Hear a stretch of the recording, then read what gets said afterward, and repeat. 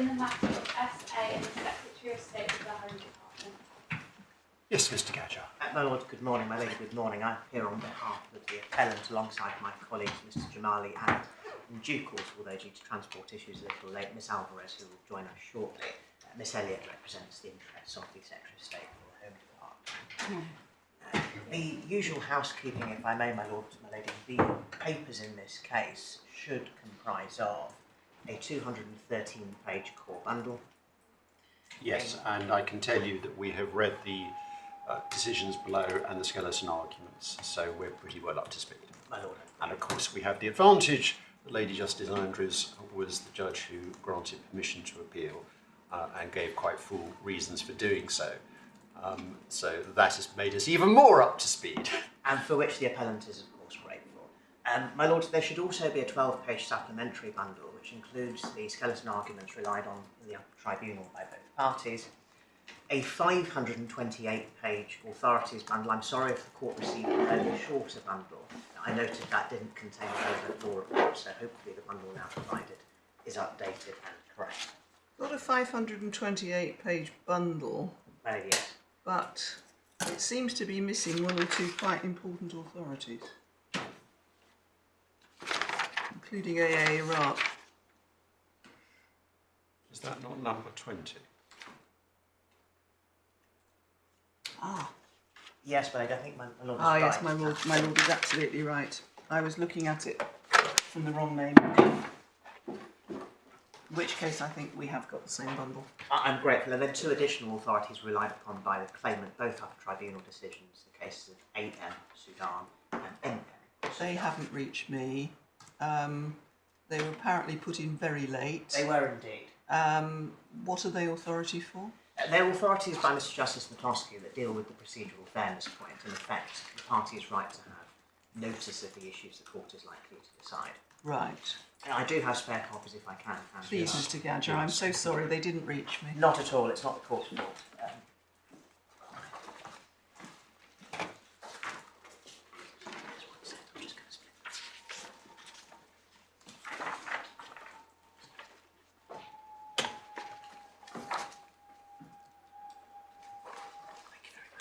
Thank you, I'm very grateful.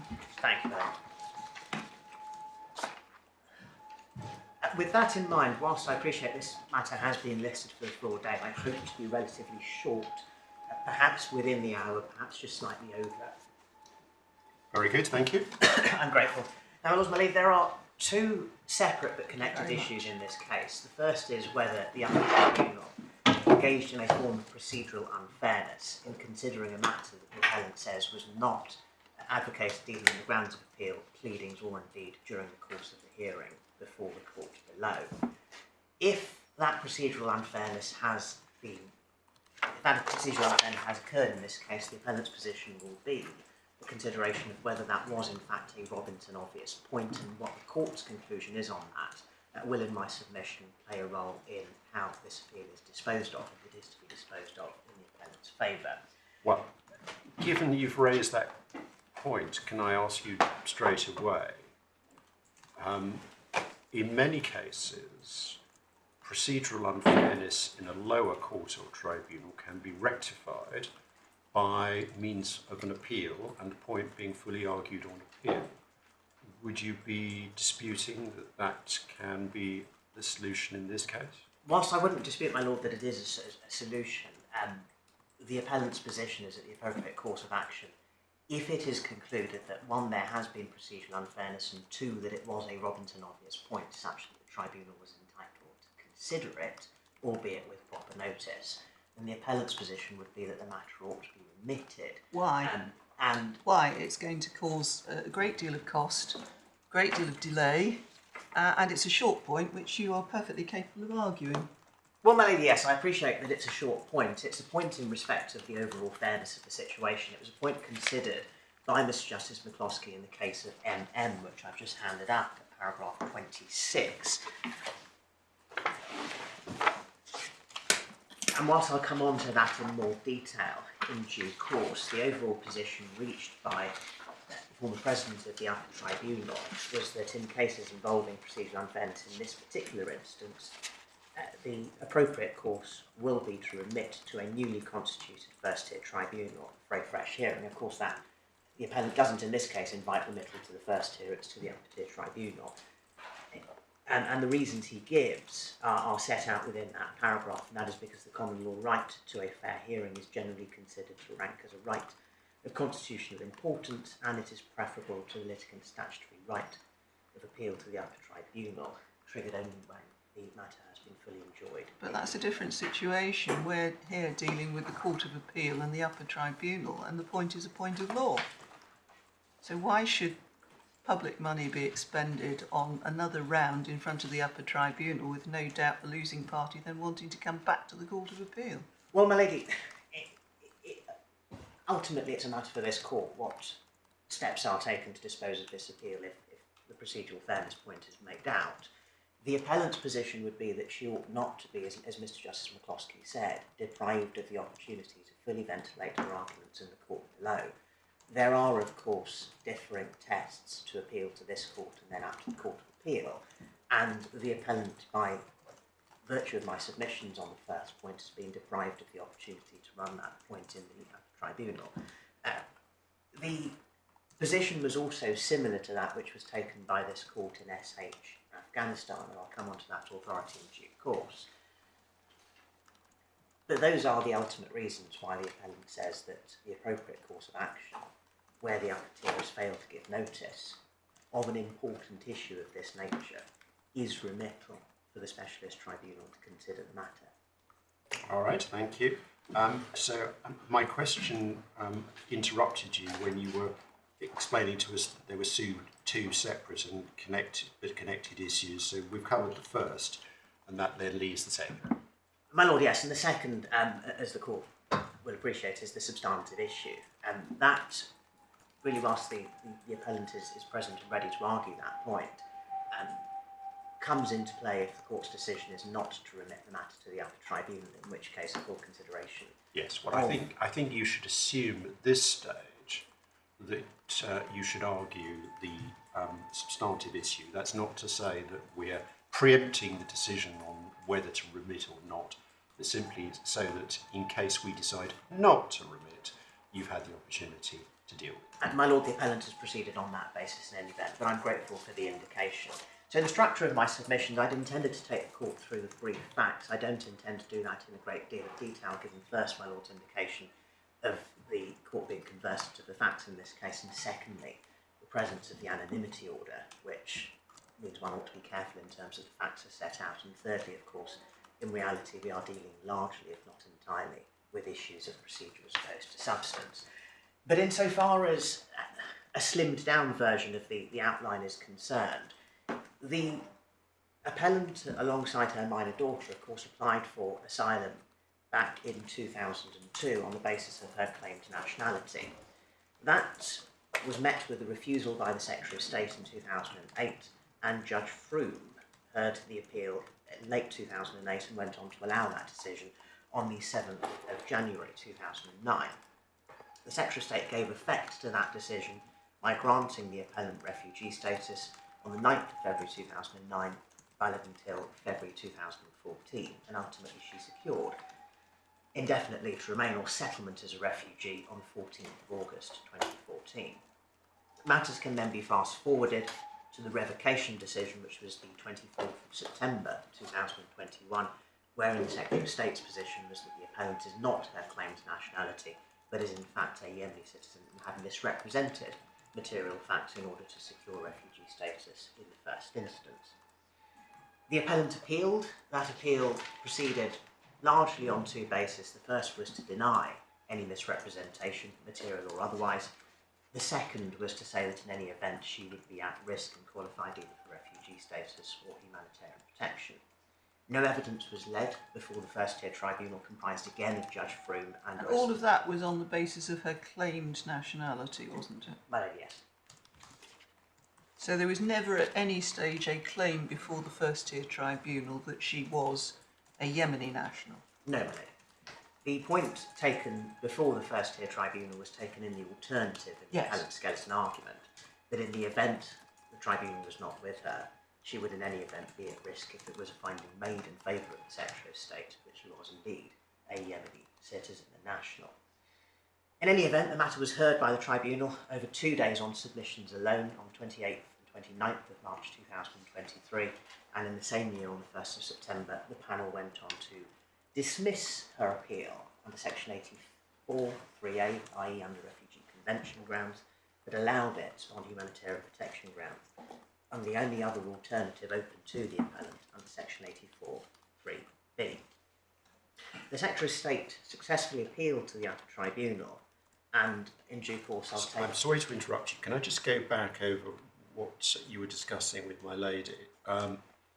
Because I was just reminding myself, just so as we're clear about it, of your client's grounds of appeal. So, to the FTT. So we have those in the core bundle, and they start at page 200. But as I understand it, and please correct me if I've misunderstood, the relevant paragraphs are 11.3 and following on page 157. And that's where the alternative claim is made for humanitarian protection. But as my lady observed, it's all premised upon the same basis that's set out earlier. And so we see in particular the appellant's case in paragraph 3 that she's a Saudi Arabian national born on the date that she gives, and she disputes the Secretary of State's position that she's a Yemeni national born on a different date. And correct me if I'm wrong, but notwithstanding what was said in the skeleton argument, there was never any application made to amend the grounds of appeal. No, my lord, that's correct. There was no application to amend the grounds of appeal. The observation I'd make in respect of paragraph 11.3 that my lord rightly observes is that it was framed in a wide tense. It's not pinned to a particular nationality. And the skeleton argument is where the issue was explored in greater detail. But the skeleton argument is not a vehicle for expanding your grounds of appeal, Mr. Gadjar. Well, my lady, I would agree with that, but the submission would be that the skeleton argument does not expand the grounds of appeal. It, in fact, simply adds meat to the position that was taken at 11.3. That ground that my lord refers to, or that element of the ground that my lord refers to, is not restricted. Why isn't it restricted? Because it doesn't say if which is denied, it's found that she's been lying about her nationality. Nevertheless, we claim humanitarian protection. Because, my lady, the appellant had not raised a claim for humanitarian protection for Saudi Arabia in any event.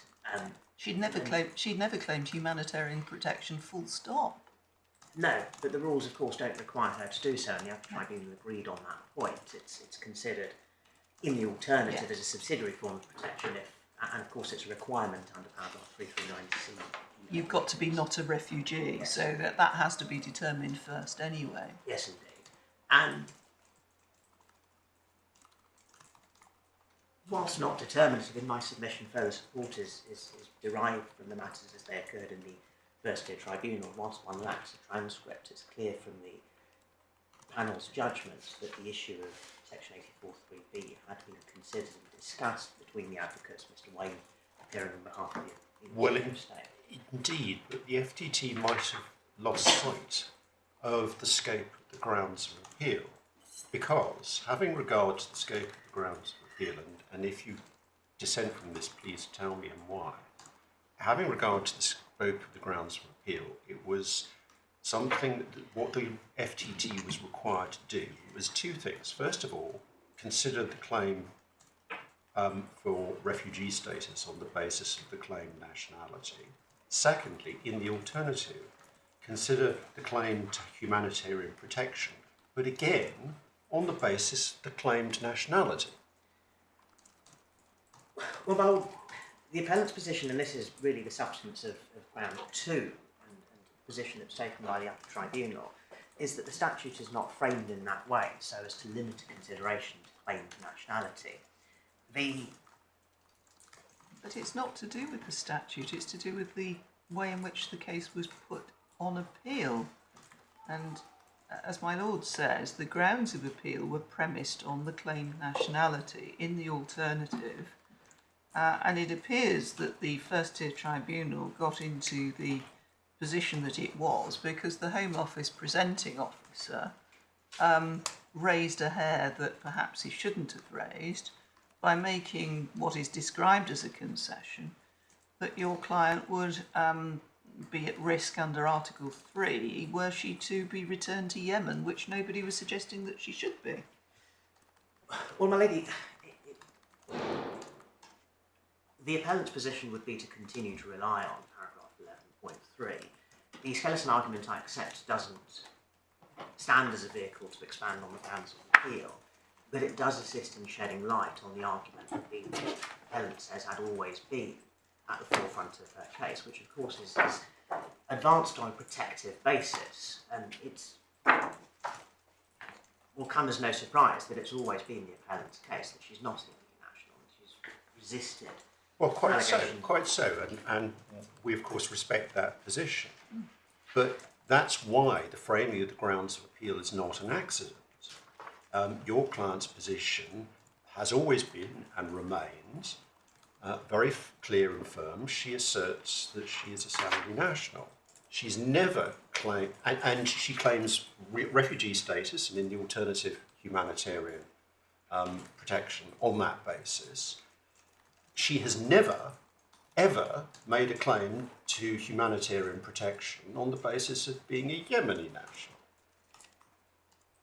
No, my lord, and that's, insofar as a formal application is concerned, that's entirely accurate. And You see, the thing is that the way that the system operates is that you have to make a claim to the Secretary of State, which the Secretary of State then considers on a particular basis.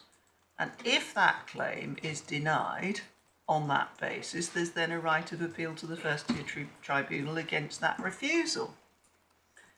And that none of the precursors to an appeal to the First Tier Tribunal against a claim for humanitarian protection or refugee status on the basis of Yemeni nationality ever been fulfilled because, for very good reasons, as my lord says, your client says she's not a Yemeni national. So she couldn't make a claim on that basis at any stage. Well, whilst I accept, my lady, that no formal application for humanitarian protection has been made, and that's always, that's the only proper way of reading the factual matrix, the appellant's position would be, firstly, that one wasn't required for the reasons set out by the Upper Tribunal in its judgment, and secondly, that in any event, and this provided a pathway if one were required, the presenting officer's position, advancing the concession, if one can label it as that, or advancing a position on behalf of the respondent that there was an Article 3 risk on return to Yemen, meant that the humanitarian protection point became firmly in play. Well, no, you can't run a claim on the back of a concession by the other side. There still has to be jurisdiction in the sense of an appellate, some kind of decision in respect of which the First Tier Tribunal has jurisdiction to entertain an appeal. It undoubtedly had jurisdiction to entertain an appeal in respect of the alternative claim to humanitarian protection on the basis that she's a Saudi. What I'm struggling with at the moment is how a concession by a Home Office presenting officer can clothe the First Tier Tribunal with the jurisdiction to determine an appeal against a claim that has never been made. And well, that's maybe, why it's Robinson obvious. Well, maybe I'll address the court on Robinson obvious and the authorities in a moment, but in terms of the appellant's position, and this really is the entirety of my position in respect of ground 2, the tribunal's powers in terms of the scope of ground of appeal are, of course, determined by statute, and the tribunal is a creature of statute and so restricted.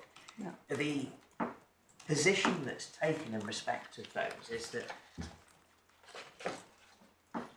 the wording of section 84, this is in the authorities bundle, bottom of page 7.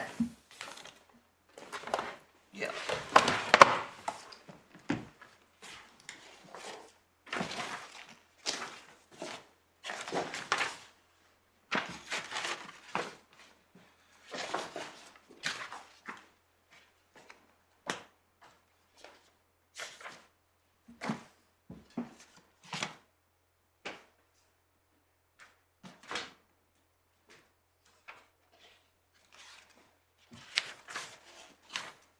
Yes.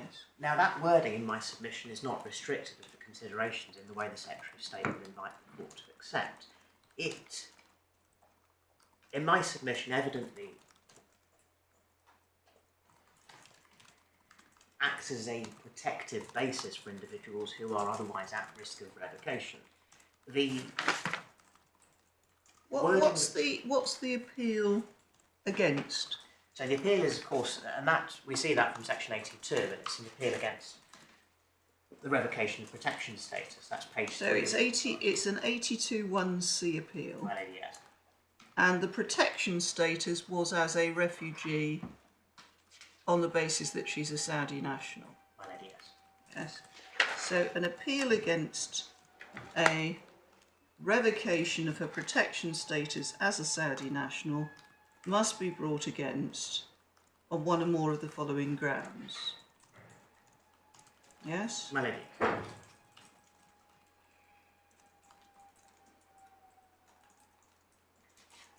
So what the statute tells us is that your client is able to appeal on the ground that she should be, if not entitled to refugee status, entitled to humanitarian protection, but again, on the footing that she's a Saudi national. My lord, the appellant would respectfully disagree with that reading of the statute. The appellant's position in this case is that the statute is not so restrictive.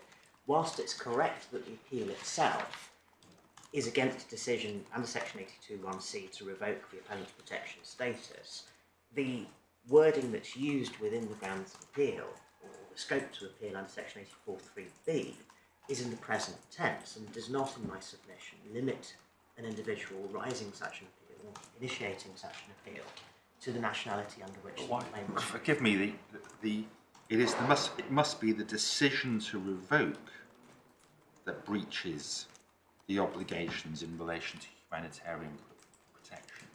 But the decision to revoke her refugee status in relation to Saudi Arabia can't breach an obligation to grant humanitarian protection in relation to Yemen.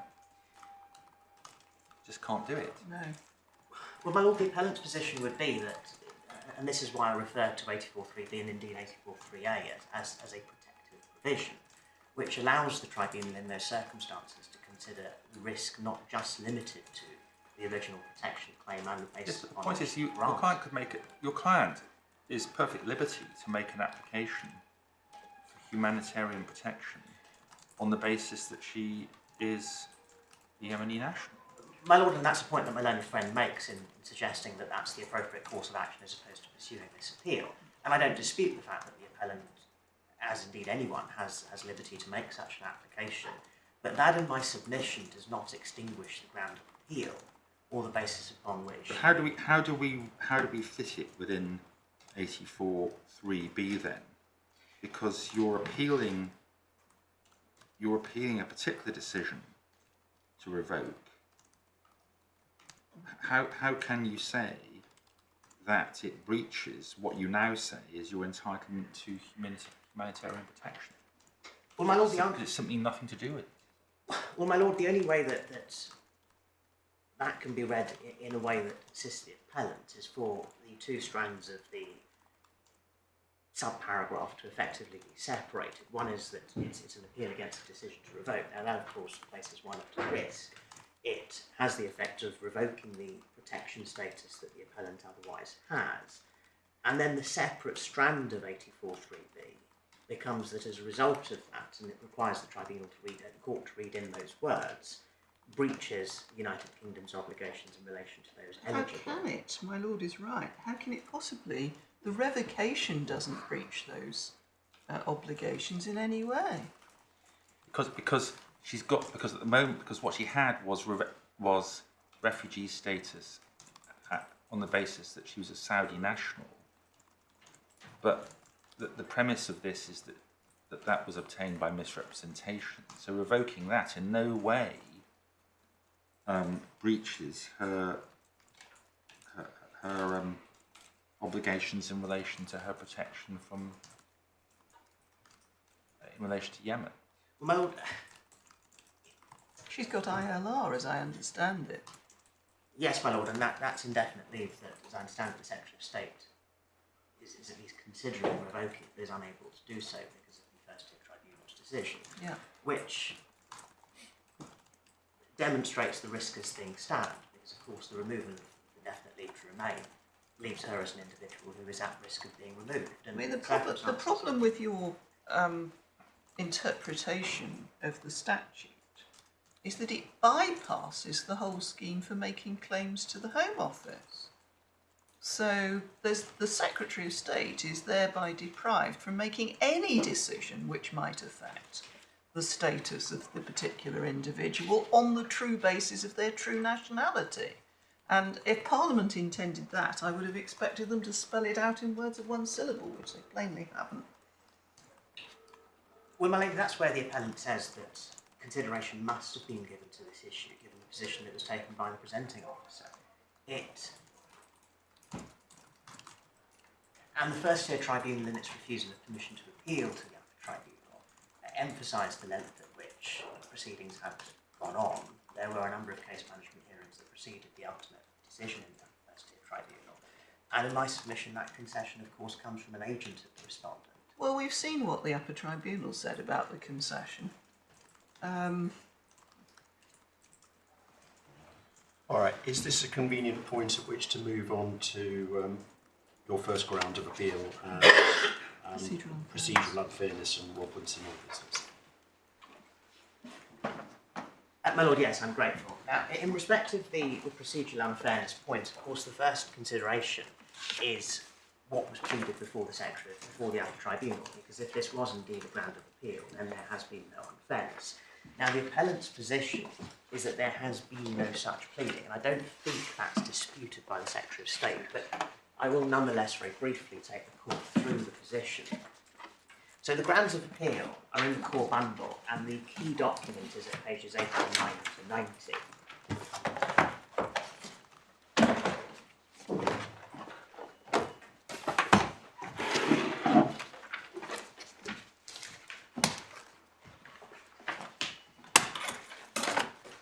Yep. This is the, in effect, additional document or the additional pages that were relied upon by the author. They are annexed to the application for permission to appeal. This short document in my submission is entirely premised on the error being a jurisdictional error under section 84(3)(a). So paragraph 1 in my submission contains nothing more than a narrative of the events that led to the decision to revoke the appellant's protection status. Nothing within that paragraph, and it will become important in due course because this is the paragraph the Upper Tribunal relied upon. Why is the issue not encompassed within paragraph 3 on page 9089? Because what is said there is the panel allowed the appeal under section 83B and it materially erred for want of jurisdiction in so doing. What the members of the court have just been putting to you is that that was correct. There was no jurisdiction under section A3B, not because B couldn't be engaged in the alternative to A, but because there was no relevant claim for humanitarian protection under section 83B, and therefore, in that sense, there was no jurisdiction. Whilst that is ultimately how the Upper Tribunal have gone on to read it, that in my submission is not how the case is ultimately framed. The want of jurisdiction point, and it's important not just to look at this, but to also look at additional pleadings, including the skeleton arguments in the Upper Tribunal. But this want of jurisdiction point in my submission was premised in effect on a submission by the Secretary of State that where the previous grant had been under the Refugee Convention, the only avenue to appeal was under Section 84(3)(a), and so an appeal being allowed under the alternative provision was incorrect. Well, that's subparagraph 4, isn't it? In the light of ESSA, and the Upper Tribunal said, no, you've misread ESSA, Secretary of State, you're wrong about that. So that the only allowable ground is Refugee Convention and 86(2)(a).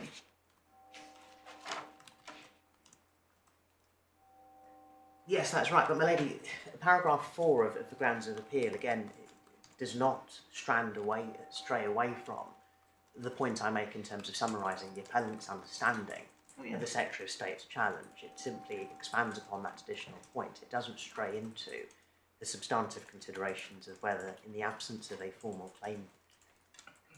Well, your point is, however widely paragraph 3 may be framed, it's quite clear from what follows and what followed thereafter and from the hearing that the actual arguments which were advanced were in relation to a specific aspect of jurisdiction.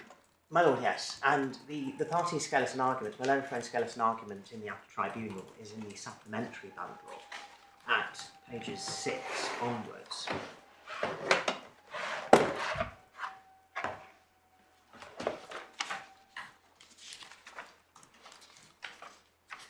And if one considers the submissions made at page 11, Paragraph 13, that skeleton argument reads, as the revocation decision was a decision to revoke SA's refugee status underlined, the only ground on which that appeal could be brought was SA's case was that it contained within Section 84(3)(a).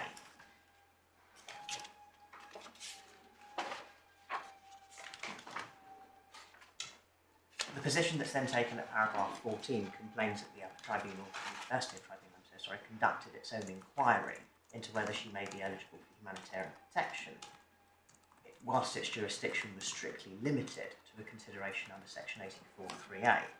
That, and in my submission, the remaining paragraphs don't expand upon that to stray into an alternative argument, is then also in keeping with the manner in which the Upper Tribunal went on to describe the parties' positions before adjudicating upon them. I'll be brief in terms of summarising that because, of course, this document will be in the court's mind. So it's the Upper Tribunal's decision in core bundle at 74 onwards.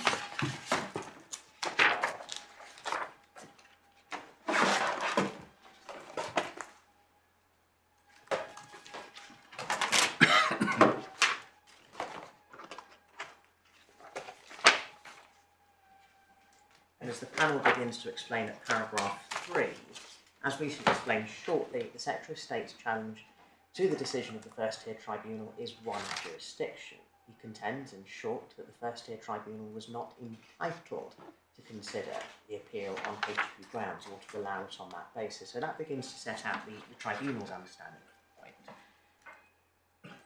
Very briefly, going over the page to page 76, paragraph 8, this provides a short summary of the position that was taken by the Secretary of State in the earlier pleadings before the First Tier Tribunal seeking permission to appeal to the Upper Tier. And the points were, in effect, that the concession made by the presenting officer as recorded at paragraph 20 was contrary to published policy, and the First Tier Tribunal provided no rationale for that concession, contrary to the stance adopted by the respondent in the review. And secondly, the second ground being the First Tier Tribunal mysteriously misdirected itself by considering humanitarian protection at all. That was narrowed, as we've seen from the grounds themselves, and paragraph 10 sets out that narrowing, where the Secretary of State advanced only the jurisdictional ground, which Upper Tribunal Judge Blundell considered to be arguable. In terms of the submissions made by the parties, they are summarised from paragraphs 12 on to paragraph 16, and again, loyal to her skeleton argument in my submission, my learned friend's submissions from paragraphs 12 to 13 demonstrate that the only issue that was discussed was in fact the availability of section 84.3a, not the additional points considered thereafter. And indeed, whilst I've not taken the court to the appellant's skeleton argument, it was on that understanding that the appellant advanced a response opposing the appeal in the Upper Tribunal. Well, to be sure, you're absolutely right to emphasise the point that the focus was all about A versus B.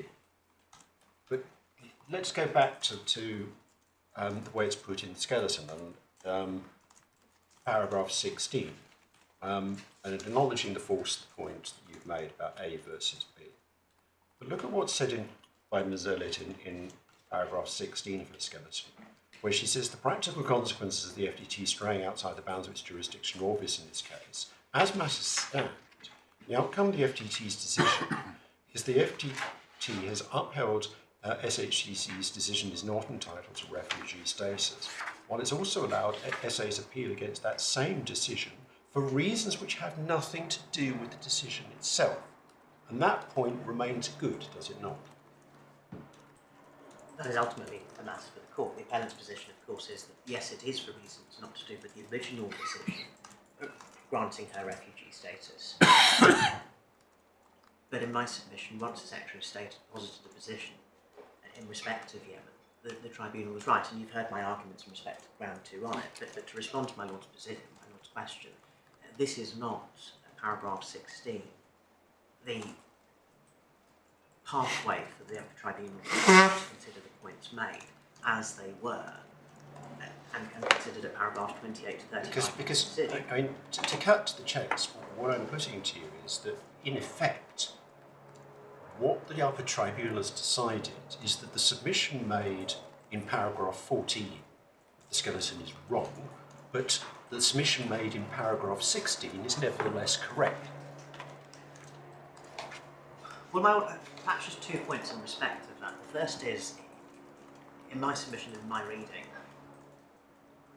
paragraphs 12 to 16 of that skeleton argument advance the single point and don't in fact stray into a further consideration. That paragraph 16 really emphasises the consequences of the Secretary of State's position that the First Tier Tribunal was wrong to act in the fashion it did by considering a ground of appeal, i.e. 84.3b, that it wasn't open to consider, something the First Tier Tribunal, the Upper Tribunal has disagreed with. The other point to make in respect of this is, no one knows better as to what the Secretary of State's grounds meant than the Secretary of State herself, and if one considers the respondent's notice that has been filed in light of the grant of appeal and the skeleton argument, the way in which the argument is advanced by the Secretary of State appears to be squarely on the basis that there was no procedural unfairness because the appellant could not have said anything. It isn't the Secretary of State's case that Mr. Gadjar cannot read the grounds of appeal was entirely incorrect, and this was always the Secretary of State's case and had been pleaded as such. The documents that demonstrate that, if I start off with the respondent's notice, that's at pages 60 and 61.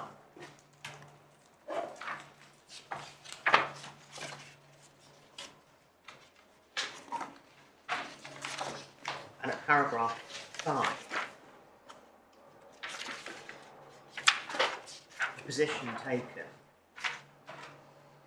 is that if the Yes, just to be clear, this is not a respondent's notice. It's a respondent's statement. I'm so sorry. Under 52C, para 19. I'm so sorry. So far as I'm aware, and I will be corrected if I'm wrong, there is no respondent's notice. No, No, there is no notice. And of course, this was all taken into account when I granted permission to appeal, because I pointed out when granting permission that it is no answer to a claim for procedural unfairness to say, well, it wouldn't have made any difference anyway. My lady, yes, the reason I draw attention to the respondent's statement, I'm sorry to misspeak, and the skeleton argument is because in my submission it puts to rest any concerns or any suggestion that the Secretary of State had in fact raised the point at the outset in the grounds of appeal or otherwise. The position taken at paragraph 5 appears to be, as my lady noted in the grant of permission, one which straddles on the basis that she wasn't given an opportunity, but she wouldn't have been able to make good of that opportunity had it been given. Yeah. And that is something my learned friend has not resiled from within the skeleton argument relying on the Secretary of State. The position that's taken, this is page 37,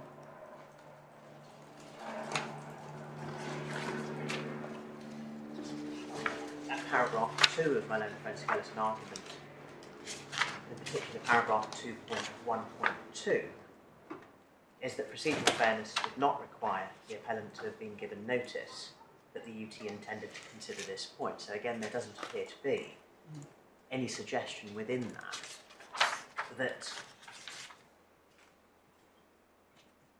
this was in fact a failure on the appellant's part and those of her representatives to properly understand the grounds of appeal. The position starts. It's ambiguous, isn't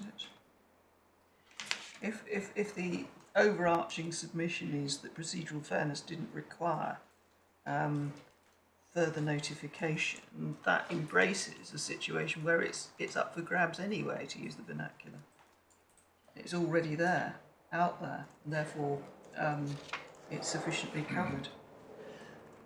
Well, my lady, the ambiguity of reading the skeleton argument with the respondent's statement is done away with, because the position taken doesn't appear to be that it's up for grabs and that it simply wasn't grappled with by the appellant representatives. The position appears to be that notice would not have made a difference because the appellant could not have said anything to have changed the tribunal's mind. Well, that's 2.1.3, and that's clearly a separate point. Well, my lord, yes, it's a separate point, but when read together, if the Secretary of State's position were the appellant did have notice, the grounds of appeal raised this point, then in my submission, paragraph 2.1.2 would have been phrased differently. But at no point does it appear to be the Secretary of State's position. Whilst the Secretary of State's position is that the tribunal was required to consider it, the position does not appear to be that notice of that was given. And ultimately, as I say, when one steps back and considers the documents in the round, not only the post-Upper Tribunal documents, but also the grounds of appeal as they originally stood, and also the arguments advanced by the appellant. Because sure. And so let's assume you're right about that. That then takes us on to the question of Robinson obviousness. Well, perhaps if I can just deal with the authorities, because the Secretary of State's position, in particular relying on the case of SH Afghanistan, is that procedural errors do not necessarily need to lead to this appeal being allowed. And if I can start with SH, which is tab 15 of the authorities bundle.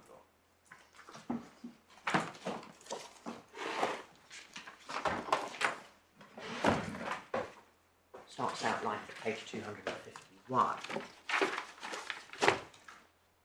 Ultimately, the judgment of Lord Justice Moses, with whom Lord Justices Ward and Patton agreed, reached a conclusion that whilst there had been procedural errors infecting the First Tier Tribunal's decision and the subsequent decision, I should say, of the Immigration Appeal Tribunal and the adjudicator, those were not errors that were material. And the reason that I set out, Lord Justice Moses was careful to emphasise on repeated occasions the rarity of that conclusion and ultimately the unusual circumstances in which it was made. So in terms of the summary, I don't think this is a case with a report available.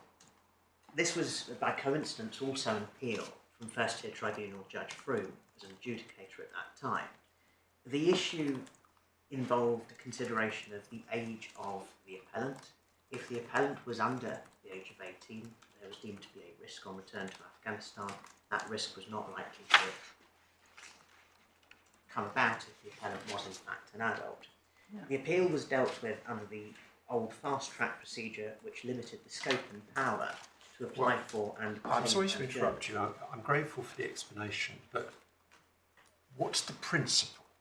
I mean, I've looked at paragraph 24, and it seems to be a decision on its own facts. What's the principle? Well, the Secretary of State's position, the Secretary of State relies on it to effectively say that the procedural errors do not need to lead to an appeal being allowed. So don't necessarily. That's right. All this shows is it doesn't necessarily. That's right. And perhaps if I can just be very brief in terms of the position the appellant relies on, Whilst that was the ultimate conclusion, my lord is right that it's not setting down the law and suggesting that this is the approach to be applied in cases of all facts. At paragraph 8 of his judgment, Lord Justice Moses emphasised the fundamental importance that parties should be allowed to answer adverse material by evidence as well as argument, and said that that was all the more so in a claim for asylum, which demands the highest standards of fairness, and that, in my submission, must also apply to claims relating to the revocation of protection and indeed surrounding the First Tier Tribunal's decision under section 84.3b. Ultimately, in that case, it was found that the error was not material because the report which was obtained on appeal to the Immigration Appeals Tribunal would not have assisted on the stark facts of that case. Well, it's a classic example of the Court of Appeal curing any procedural irregularity by looking at the matter on the basis of the way in which it might have been put before the lower court or the lower tribunal, and saying, well, in fact, at the end of the day, it's a good point or it's a bad point. My lady, yes. And the position that was taken at paragraph 24, which my lord has already drawn attention to, was first of all to emphasise that this was one of those rare cases in which unlawful errors of procedure made no difference whatsoever, but then went on to say that had he not have reached that view, the position for the Court of Appeal would have been to remit for a new hearing to a newly constituted First Tier Tribunal. And again, just to emphasise across the page at 259, the position taken in respect of the unusual circumstances at play.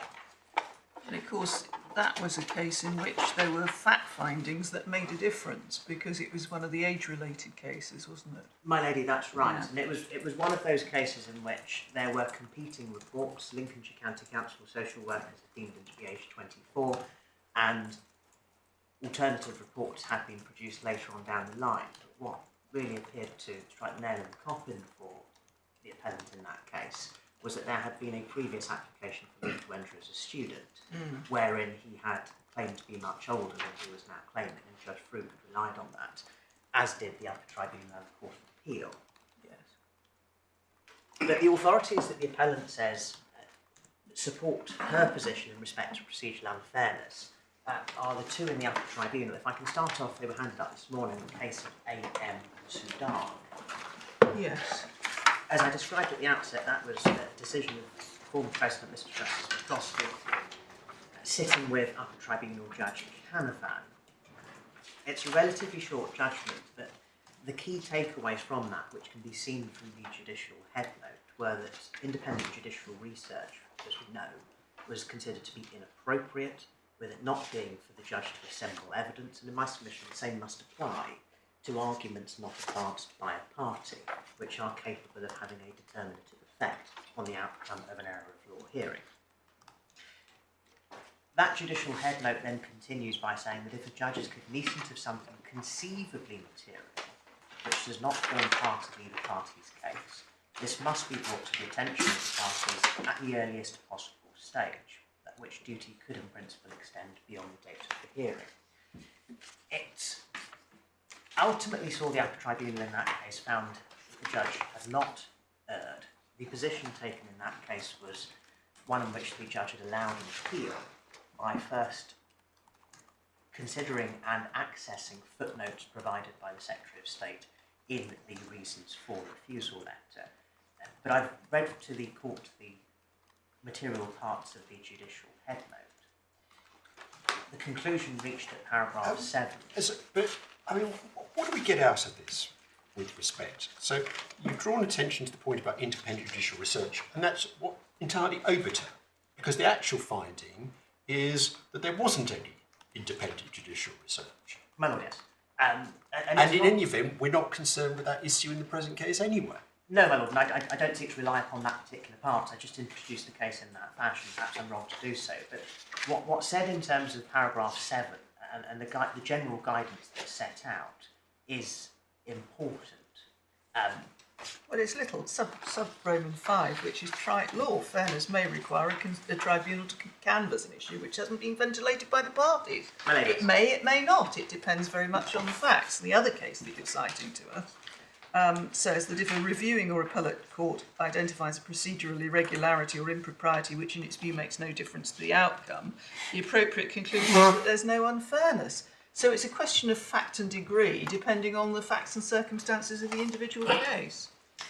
My lady, yes, and I accept that. And in reality, I've also handed up the case of MM unfairness. Yes, that's the one I was looking at. You rely on paragraph 26. Yes, indeed, and also it sets out trite law at paragraph 14 in respect of the right of every litigant to have a fair hearing, something Mr. Justice McCloskey described as fundamental, irreducible and inalienable. And then, as my lady sets out from paragraph 15, trite law is set out in terms of the impact and materiality of the procedural error, and you've already heard my submissions in respect of paragraph 26. Just two authorities that my learned friend relies on. The first is the case of Topadar, that's tab 11. I can deal with it briefly, but in my submission it's not an authority that is on all fours or assists the court in determining the issues at play today. Whilst the court turns that up, just to briefly introduce that case, that wasn't an asylum appeal, that was a judicial review challenge by a student applying to switch to a visa as a worker. That role involved him working as an accounts manager with a sponsored employer. The Secretary of State made inquiries with the sponsored employer as to why such a role was required. No reply was forthcoming, and so his application was refused. The argument advanced at judicial review and in the Court of Appeal was that procedural fairness required Mr. Topadar to have had notice of those concerns in order to effectively put them right, whether that involved evidence himself or chasing his employer. The court disagreed, but the disagreement in my submission is important because what was said in the court's judgment at paragraph 52, page 190, Yes, citing the famous observations of Lord Master Jr. Yeah. yes, indeed. And my learned friend relies on those. I've not taken the court to them, given They're how well known known. they are. They're well known. But they are, of course, insofar as the conclusions reached here, procedural fairness was not deemed to have been breached for the simple reason that, as Lord Justice Lewis sets out in his judgment from paragraphs 52 onwards, the system under which Mr. Topadar had applied was one that was intended to simplify the procedure for applying for leave to enter and remain for students and those who are economic migrants. And the system is intended to deal with a high volume of applications. He, as part of his judgment, drew caution against, of course, emphasising the difference between a decision of this nature refusing leave to remain and those where adverse findings, such as those considered, of course, by this court in the case of Balajagari, apply. But in my submission, the Secretary of State relies on Topadar as pushing the argument that procedural fairness did not require the appellant to have notice, and Topadar in those circumstances is distinguishable, both in terms of the facts that the court was considering and also the very nature of the application at play. The Upper Tribunal is not in the same position as the Secretary of State, whilst I appreciate that the Tribunal is a busy body with a heavy workload. It is not the same creature, and in my submission, it would not be enough to say that notice was not required, either during the hearing or indeed after, as Mr. Justice McCloskey sets out in one.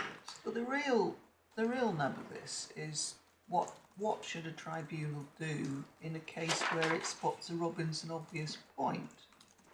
And the best authorities in relation to that probably are Robinson itself and the subsequent decisions in that line. Because if one looks at Robinson, which of course was in the early days when it was purely looking at something that favoured the applicant for asylum, my reading of that case rather suggests that if something hasn't been raised by the parties in the grounds, that the tribunal should give leave for a further ground to be raised on the basis of the point that it's spotted, which in itself brings into the play that both parties would then have opportunity to address them on it. My lady, yes, and of course that's not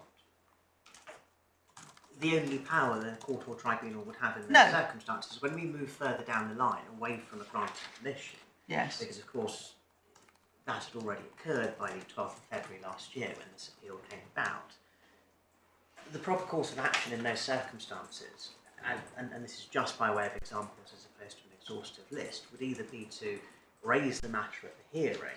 That would then either allow the appellant to address the court, if so able, during that point, or to make an application to adjourn, which would have to be considered on its own merits. Alternatively, and of course in practice this can and does arise, if the issue comes to light once the parties have left and once the hearing has come to an end, the two perhaps most obvious options available to the tribunal are either to invite written submissions or alternatively to convene a second hearing.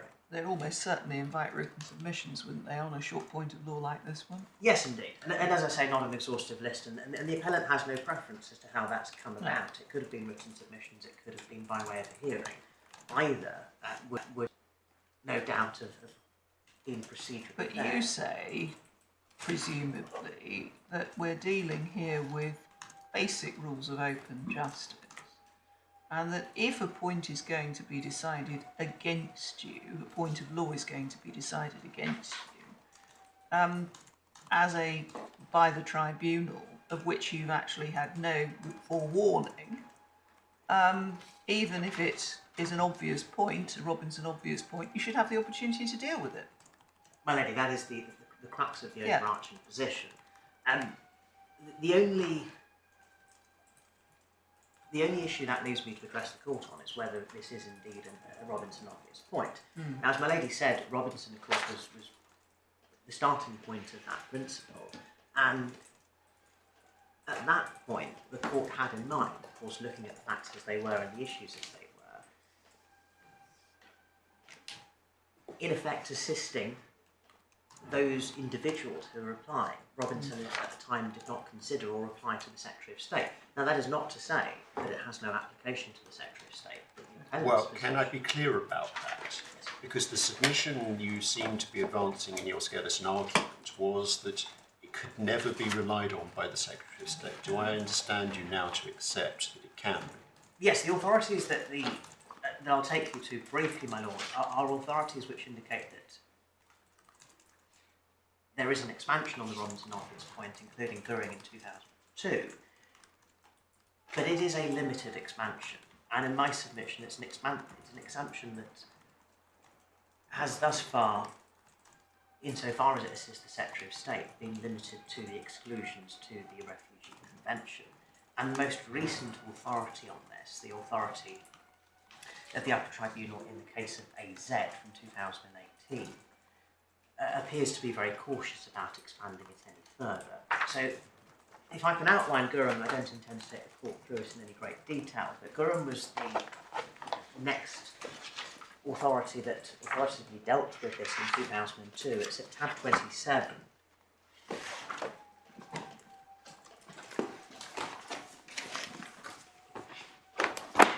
And in terms of facts, I can be brief. This was an application for asylum made by a Nepalese national on account of the fear and as a result of his involvement in the Maoist movement. The Secretary of State had not, within the refusal of his asylum claim, raised Article 1F, the security concerns, but the judge, of their own volition, had raised the point. I'm sorry to interrupt. This is a decision of the IOT in 2002. Well, yes. Matters have moved along quite a way since then, have they not? Well, the latest pronouncement is by the Supreme Court in A, Yes. And in which Goering was relied upon successfully. well, yes, I accept, my lord, that matters have moved along. If I can perhaps just set out very briefly what was said in terms of guidance by Dr. Story at paragraph 151. Yep. That's at page 471. Now, by this point, the court, the tribunal had accepted the Secretary of State submissions that Robinson applied not only to issues in favour of appellants, but also potentially to issues against. And the position taken there was that it would be wrong for adjudicators to adopt an exclusion culture, in effect not suggesting that one should go searching for exclusion clauses, but they are mandatory terms which, and where obvious issues arise, they must be addressed by an adjudicator.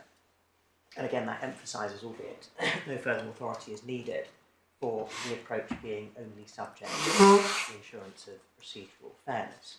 Now, if I can fast forward to then address the court in respect of the authority the appellant relies on, which is AZ. This is tab 23.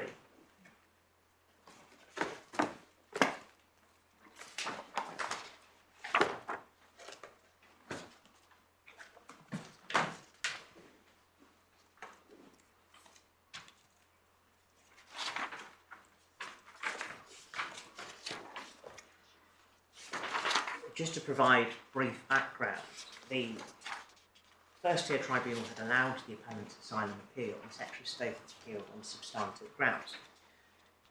The judge granting permission without being invited to do so, and of his own motion therefore introduced a potential point that the tribunal's delay between the hearing in November 2015 and the promulgation of the determination in April 2016 may give rise to an error. The Upper Tribunal's position from paragraph 61 onwards in my submission provides a helpful summary. Excuse me.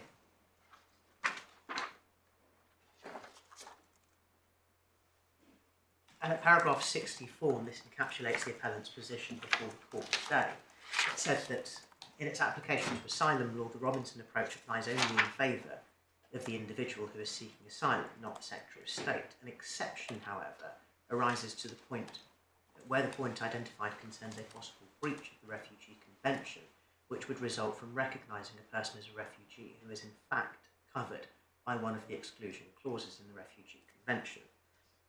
For completeness, paragraph 69, and this is going on to the top of page 358, and this was dealing with grants of permission to appeal. Yeah. The tribunal added a possible addition, which was the ground relating to issues of general importance, which an upper tribunal needs to address. Now, the appellant's position is as follows. Firstly, if the court is with the appellant that the issue had not been raised and the pleadings were indeed already by the Secretary of State, then insofar as the Robinson principles are concerned, there are three reasons why the appellant says that this was not a Robinson obvious point. The first is that it's not a point that favours the appellant, the paradigm basis upon which Robinson was originally decided. The second is that it's not a point that falls into the exception identified at paragraph 64 by the Upper Tribunal in AZ, or summarised at paragraph 64 is the accurate way to Why put it. not? Because by extension, the exception that relates to the Refugee Convention must also apply to humanitarian protection. Well, that's forgive me, my lady, that's not the point I make. The point I make is that this is not an exclusion clause that the Upper Tribunal has identified, all without prejudice to the appellant's case on this point. All in reality, the Secretary of State is able to achieve from the Upper Tribunal's determination is to say that the tribunal was wrong to look at it. Yes. That does not fall within the stark exception that's provided. But why, as a matter of principle, what do you say is the principle that underlines the exception for exception clauses? Because on the face of it, the principle appears to me to be that otherwise the Secretary of State would be forced to grant protection status of some kind to somebody who's not entitled to it. And why should that be confined to exceptions rather than any case in which the Secretary of State would be so forced? Excuse me. 2 points perhaps in respect of that, my lady. The first is the underlying rationale behind including the exclusion clauses within the narrow scope of Robinson obvious for the Secretary of State was the mandatory terms in which they were framed. Mm-hmm.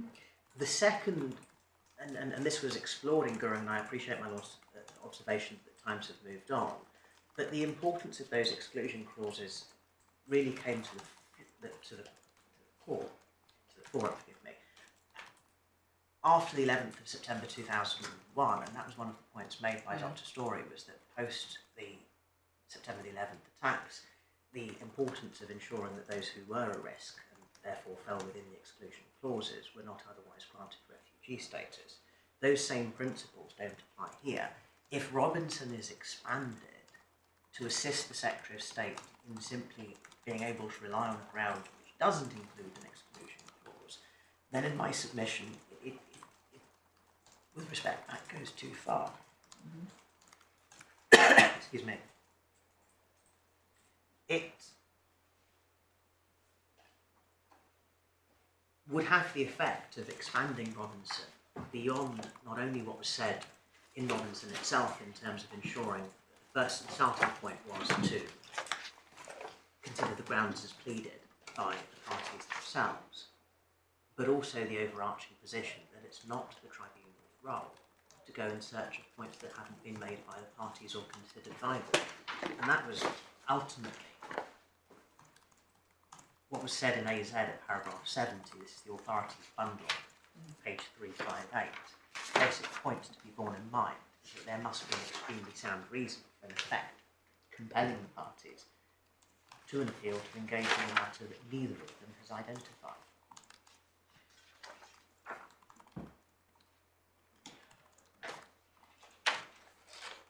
And so, just to recap on those 3 points, the appellant would say that this is not a point raised by the Upper Tribunal that did in fact assist it.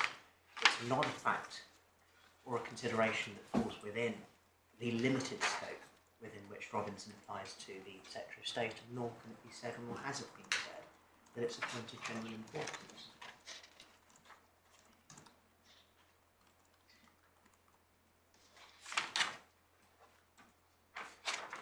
So, my lord, my lady, I was almost faithful to my indication that I would take just over the hour, just an hour over beginning of my submission. So, unless I can insist any further, the overarching position from this appellant is that the Upper Tribunal's procedure was unlawful.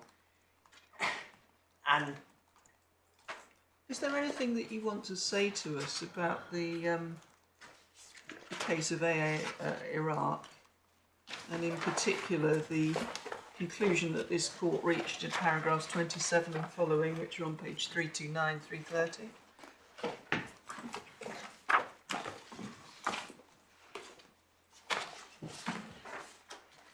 I'll just remind myself of this court's position in that.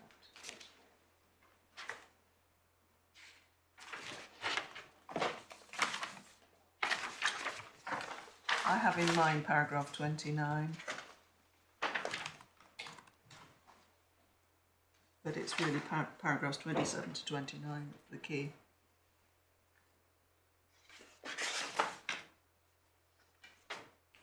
Well, my first point is, of course, to point out that that again was a case that was decided with Article 1F and the mandatory exclusion clause in mind.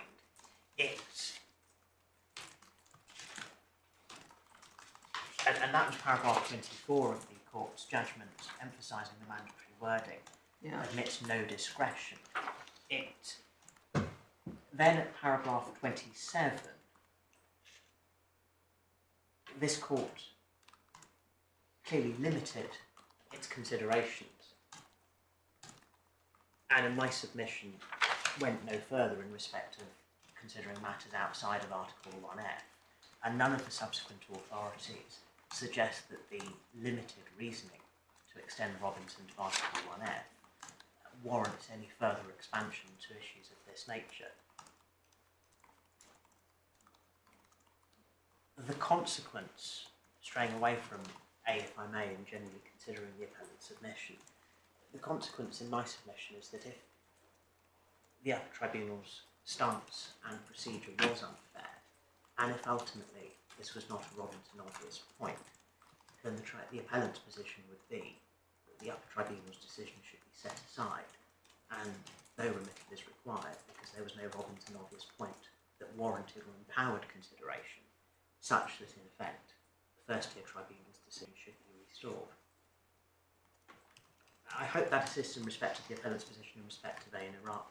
Unless there's anything else I can assist with. No, that's very economical. Thank you very much. Ms. Ellie. My Lord, I'm grateful. I'm just going to put myself in place.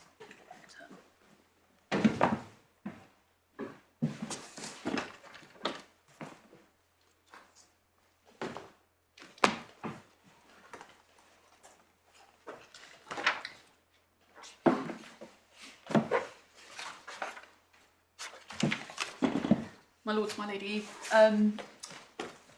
I will deal very briefly with the facts, as my learned friend, I think, effectively set out those which the court needs to be aware of, and they are set out in my skeleton argument in some detail in paragraphs 3 to 17. The background, chronologically, to how SA came by her grant of refugee status has already been dealt with, as has the circumstances leading to the revocation decision on 24th of September 2021, and that was on the basis of the immigration rules, which provide that status shall be revoked, mandatory language, and we'll be coming back to that as a theme later, in cases where misrepresentation has been identified and that misrepresentation was required or essential to the grant of status. The Secretary of State's position was that, as my learned friend has said, that the facts that had been stated by SA at the time of her application, in particular her nationality, but not limited to her nationality, it included various facts that went to the risk she alleged that she faced in Saudi Arabia, facts that related to her personal life. The Secretary of State's position was that all of those were a fiction.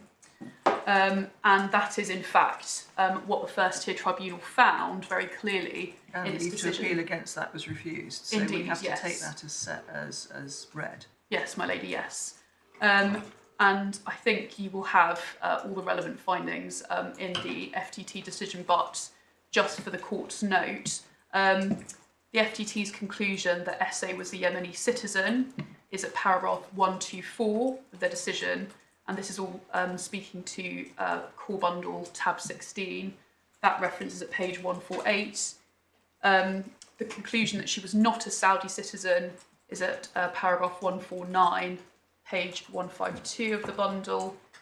The FTT's conclusion that she had deliberately and dishonestly concealed her Yemeni nationality, both in the course of her asylum application and during the FTT appeal against the original refusal, that's at paragraph 152, page 153 of the core bundle.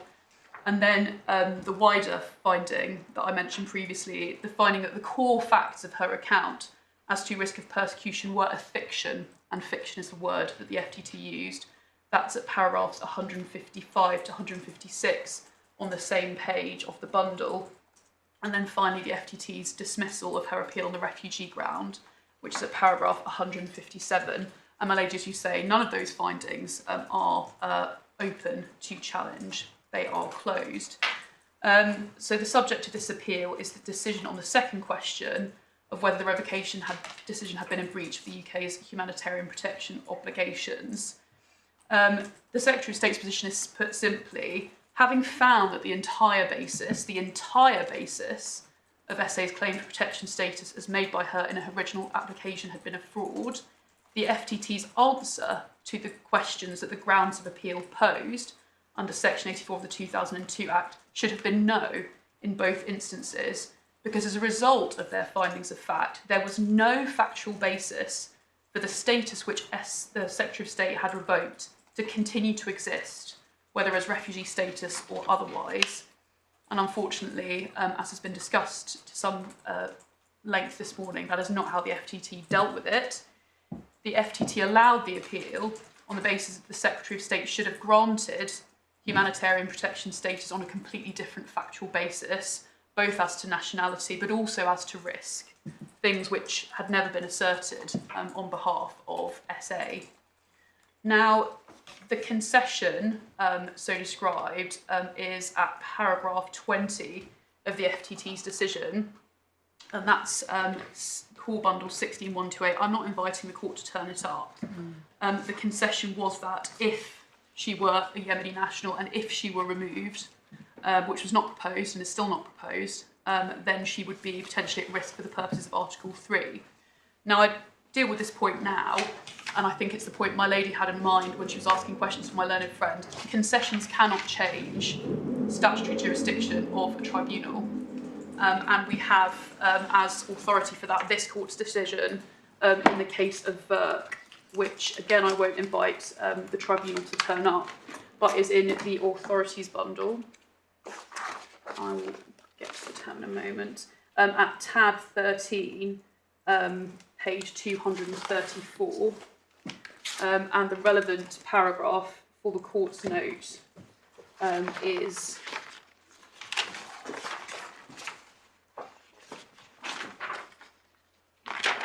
This is Verk, is it? It is indeed.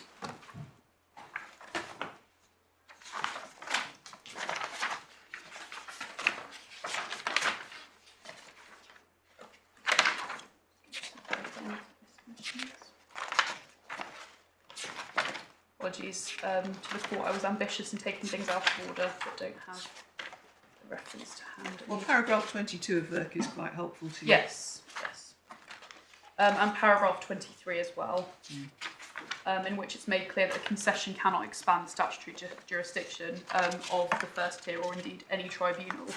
So to the extent... Not only that, but that particular passage which is quoted from Nirala is that there was a rejection by this court of an argument that the tribunal can't take a point of about jurisdiction of its own motion. Indeed. Going back then to the chronology, for the avoidance of doubt, it was not argued before the First Tier Tribunal on SA's behalf that she was entitled to protection status on the basis of her Yemeni nationality. And my lady, as you pointed out, when SA unsuccessfully sought permission to appeal the findings of fact to the Upper Tribunal, her ground 5, which challenged the finding of nationality, was refused. And for the court's note, that nationality ground of challenge is at paragraph 14 of the permission for application for permission to appeal. And again, I won't take you to it, but that's at Core Bundle, tab 1393. So more evidence that nothing has happened to change SA's position that she's Saudi and she's not Yemeni. So the Upper Tribunal handed down its decision in April 2024 in response to the Secretary of State's appeal. It did hold, as my learned friend has explained in detail, that the Secretary of State's argument that the jurisdiction was limited only to refugee status and not to, it couldn't consider humanitarian protection in the alternative, that was refused, and as has been discussed at length in the court, is familiar with the appeal was granted on the alternative ground that the FTT should only have considered the question of humanitarian protection by reference to the facts relied on by SA in her 2002 application, obviously following the appeal to the FTT, not by reference to its own findings of fact that she was Yemeni, and as the court has indicated, it's very familiar with those paragraphs. I don't think I need to deal with the facts any further because the court's heard about them extensively this morning. So I'll now turn to deal with the grounds of appeal. I'm going to take them in the same order as my learned friend, starting with ground 2, for the very obvious reason that if the Upper Tribunal erred in the law, then the procedural unfairness point is effectively irrelevant because the Upper Tribunal itself erred. So the question then is, did the First Tier Tribunal err in deciding that SA's appeal against the revocation of her existing protection status should succeed on the basis she was entitled to HP, so I'll be referring to humanitarian protection status as HP for ease, on a completely different factual basis, and obviously the Secretary of State says that the FTT did err. Now, the Secretary of State's case rests on the following 3 propositions, and I think all of them have been covered by the court in its questions to my learned friend this morning. The first proposition is that the jurisdiction that the FTT had was that conferred by the 2002 Act of reviewing the Secretary of State's revocation decision to determine whether that specific decision breached the UK's obligations under A, the Refugee Convention, or B, obligations in relation to persons eligible for a grant of humanitarian protection. So that was the question it had to ask. Was that decision contrary to those obligations, that revocation decision? So that's the first proposition. The second proposition is that when reviewing that decision, the FTT had to focus on the specific grant of protection status which that decision sought to revoke. So the grant of refugee status in 2009, and that grant was predicated on the truth of a specific factual matrix asserted by SA in her application for asylum. In this case, that she was, among other things, a Saudi national, and as I've mentioned, various factual assertions relevant to risk. So that's the second proposition. You have to focus on the factual matrix underlying the grant. And proposition 3, because of the scope of its jurisdiction in determining the appeal, so the limitations in propositions 1 and 2, once the FTT had identified that specific factual matrix had fallen away, revocation of that specific grant of status had to be upheld, and it had no jurisdiction to carry out its own freestanding assessment of her entitlement to a grant of HP status based on alternative facts which SA was not then and is never since asserted. So going then to proposition 1, the jurisdiction on appeal is to review the specific revocation decision, and I'd be grateful if the court would turn back to the 2002 Act, which is in the bundle behind tab 1, Authorities bundle.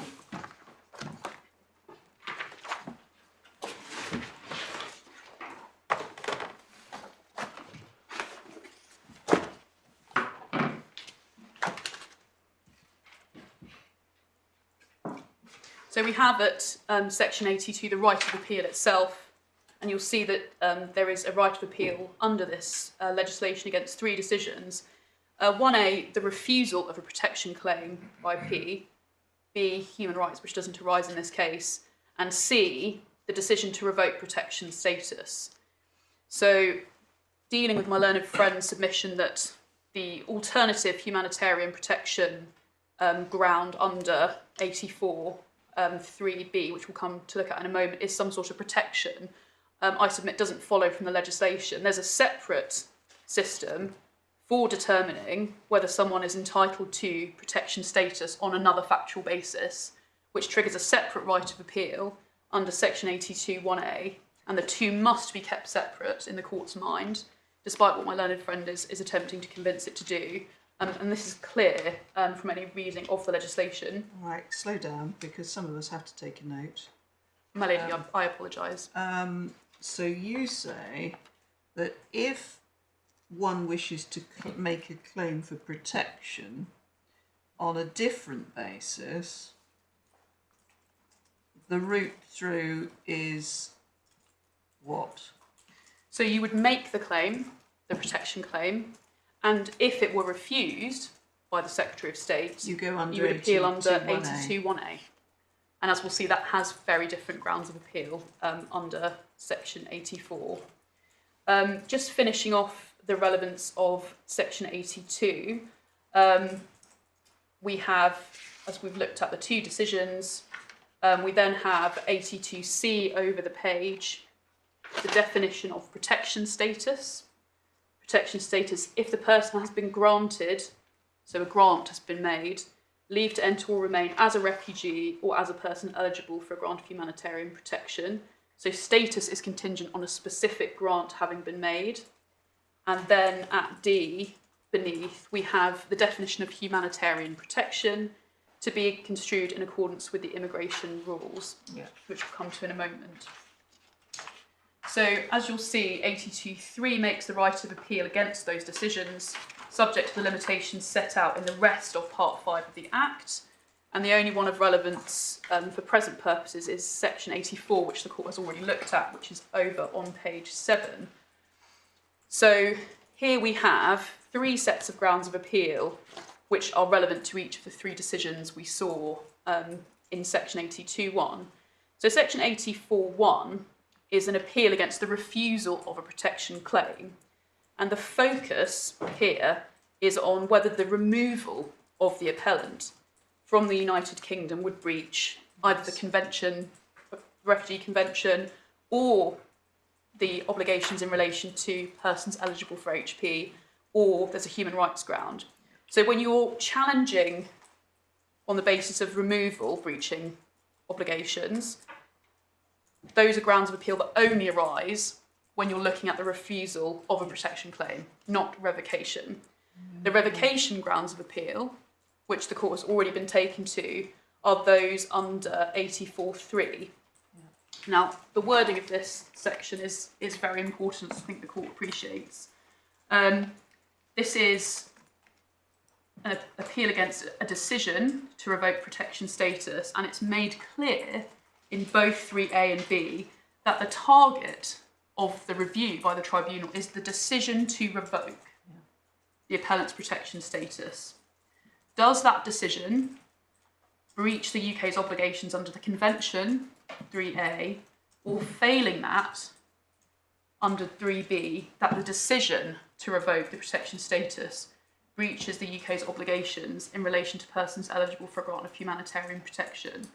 So it's not a freestanding ground of appeal where the Upper Tribunal is entitled, as it would be potentially under 84.1, to look at the issue of removal more broadly.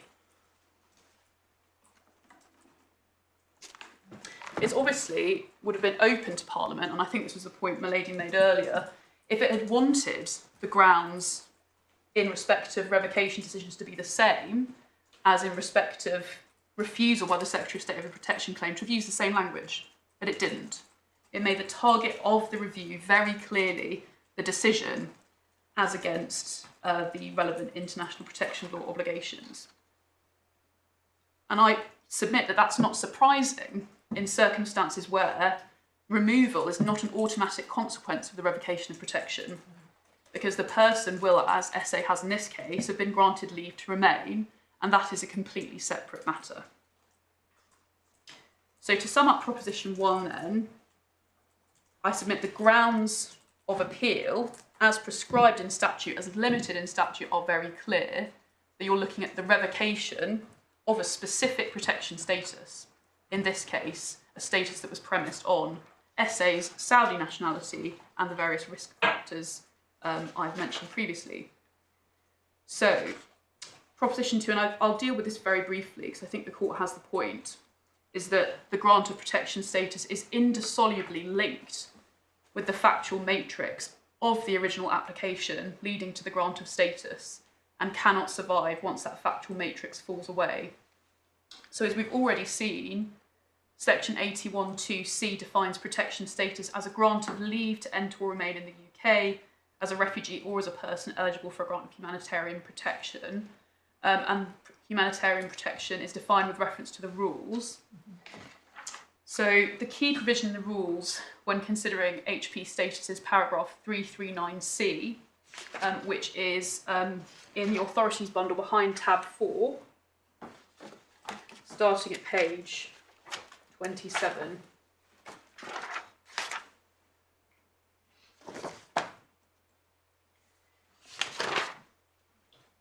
So we have here an asylum applicant will be granted humanitarian protection if the Secretary of State is satisfied of various things.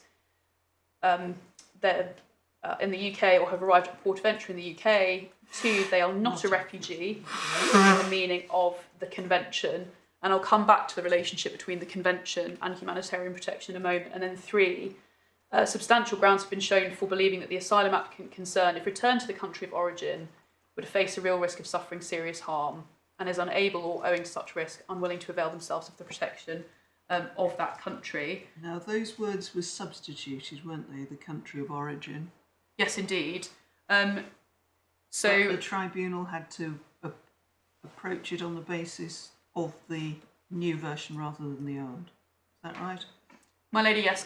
I will say at this point that there is an issue for the court to determine, which became apparent to the Secretary of State very late in preparing for this hearing, which is if the target of the appeal is the revocation decision, what date is the law that the tribunal should be applying? Now, in my submission, it follows that if you are reviewing whether a decision was in breach of international law obligations, it follows that you have to be looking at it based on what was in place at the date of the decision and not subsequently. And my lady, I prepared, because this has not been addressed to the court in skeleton argument, I have prepared and have been allowed to put it before the tribunal a separate bundle of authorities including the rules as they were in place at the time of the decision, and a legal note explaining what the law was at the date of the decision. I say this is purely... Why does it does it actually make a difference in the present case? I mean, it's an interesting point. And my lady, I submit it doesn't make a difference. No, I submit because it doesn't. the country of origin and the country of return would be... effectively the same. In this case, yes. And in any event, so the definition of humanitarian protection as at the date of the decision was supposed to be in line with the qualification directive, the 2004 EU law directive. And that definition in the directive referred to country of origin. At the time of the decision, the immigration rules, which were supposed to transpose the directive, referred to country of return. And so the Upper Tribunal in the case of Appellant, which is in the bundle, at tab 24, page 360,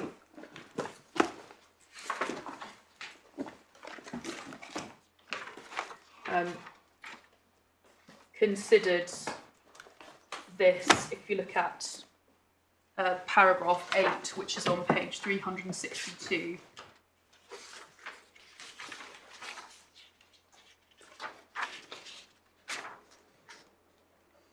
You'll see it at paragraph 7. Return, yes.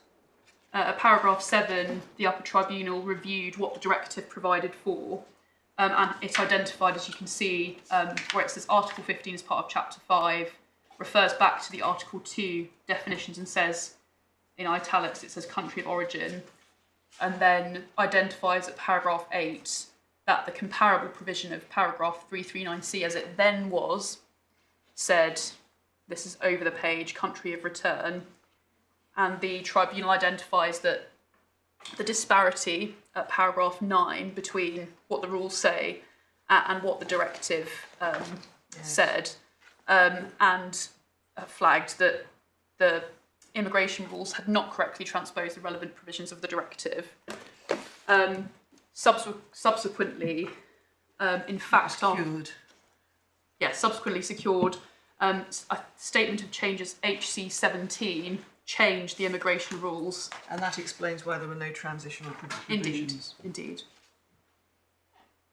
So, my lady, no, it doesn't make a difference. No.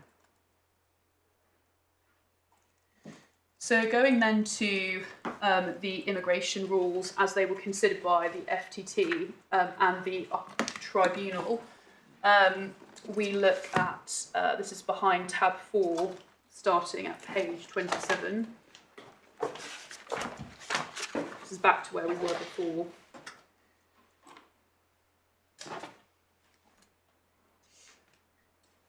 The Upper Tribunal considered it important for the purposes of this appeal that paragraph 339C starts with the words, an asylum applicant will be granted humanitarian protection in the UK if, and then the criteria.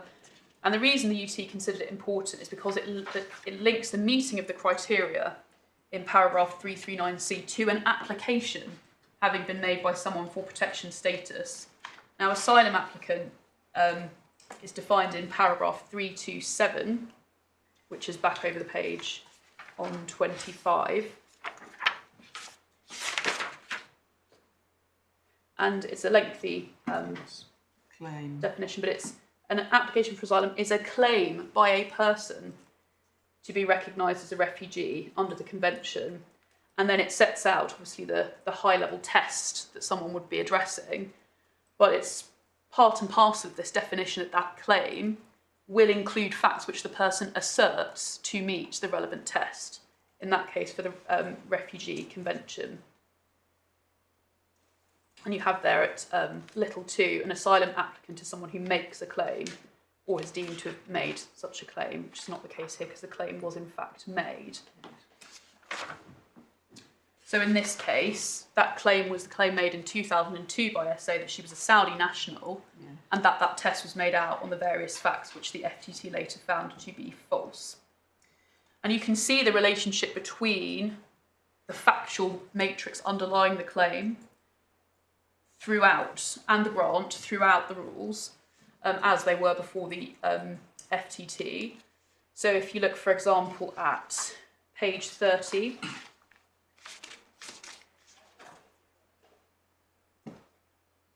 and here we see the revocation provisions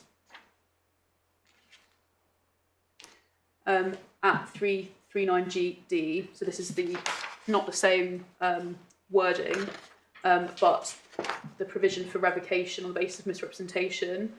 Is satisfied that the person granted humanitarian protection misrepresented or omitted facts, including the use of false documents, which were decisive to the grant of humanitarian protection.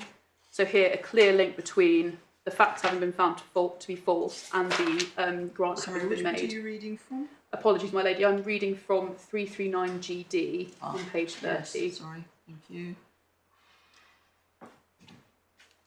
And I should say that the rules as they were at the date of decision did not include the words "and the person does not otherwise qualify for humanitarian protection," and the directive didn't include those words either. So the test for revocation stopped at "were decisive to the grant of humanitarian protection." And you see the significance of the facts and the claim in other provisions, as I've said, on that same page, paragraph 339I, when the Secretary of State considers an applicant's protection claim, it is the duty of the person to submit to the Secretary of State as soon as possible all material factors needed to substantiate the protection claim, which the Secretary of State shall assess in cooperation. And the material factors include, at little I, the person's statement on the reasons for making the protection claim or the human rights claim. And there are other examples which I will just give the court reference to because I'm conscious of time.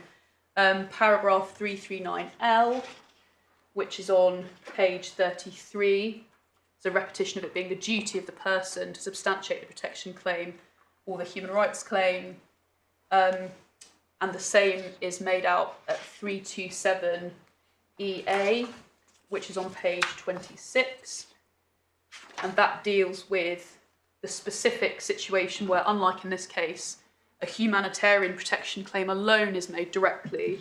And again, you'll see a claim for humanitarian protection is a request by a person for international protection due to a claim that, if removed, and so on and so forth. So crystal clear throughout the rules that the grant of status is premised on specific factual matrix asserted by the applicant, which the burden is on them to prove.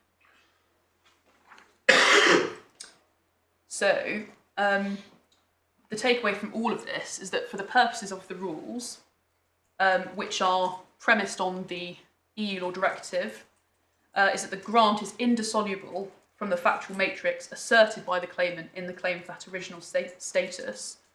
If those facts cease to be applicable, including because those facts have been found to never have been true, that status must necessarily come to an end. Now, there's no helpful domestic authority on the relationship between the factual matrix of claim for protection status and the grant, but the FTT identified the case of Bilali, and I consider it provides assistance as well, and that's in the authorities bundle at tab 7.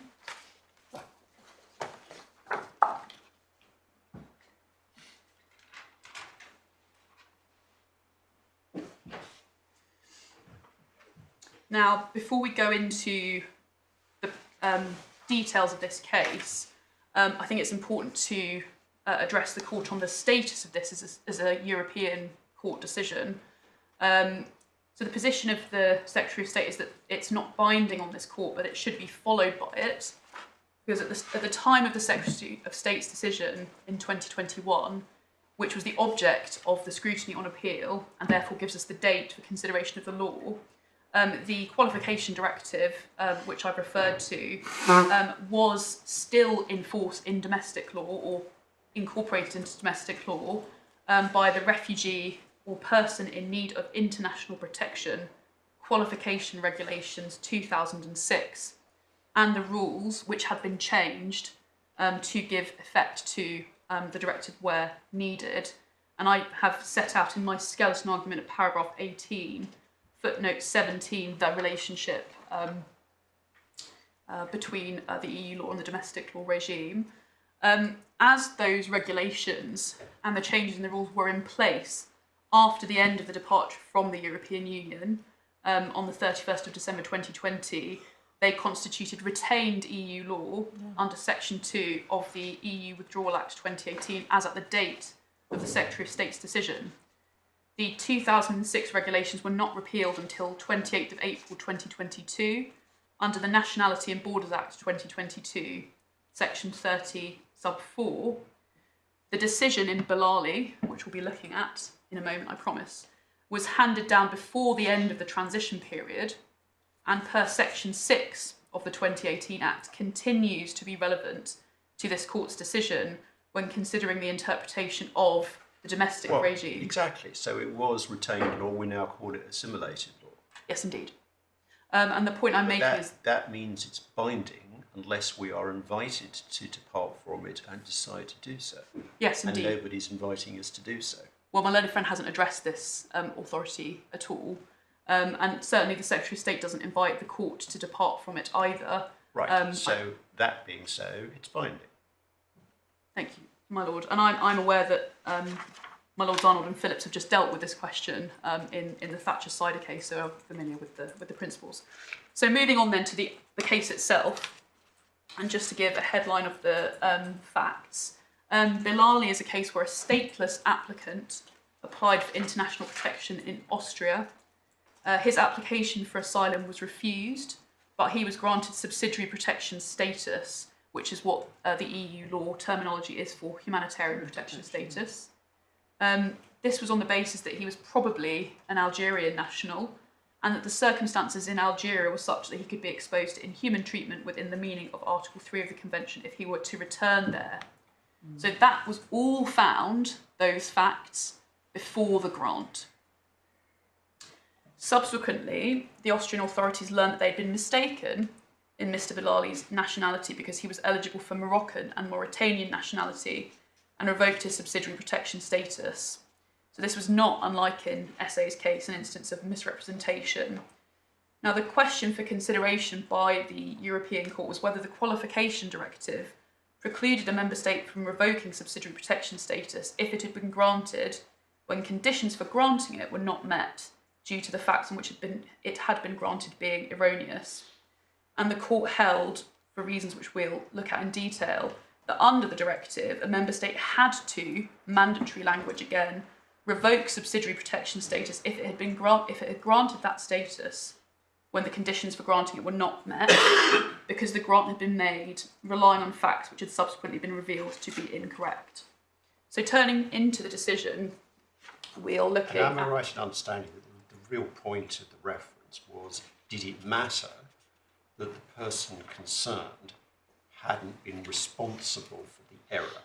Correct, yes. And the court's answer was, no, it didn't matter. Yes. You don't qualify and therefore you're out. Yes, precisely.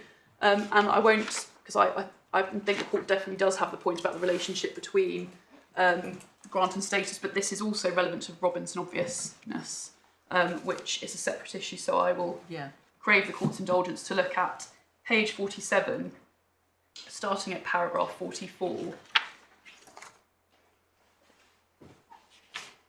So here we have the European Court setting out various reasons why it reached the answer that my lord has just set out. Starting with the first one at paragraph 44. In that regard, it should be noted that the court has already held that it would be contrary to the general scheme and objectives of Directive 2011. Now I pause there.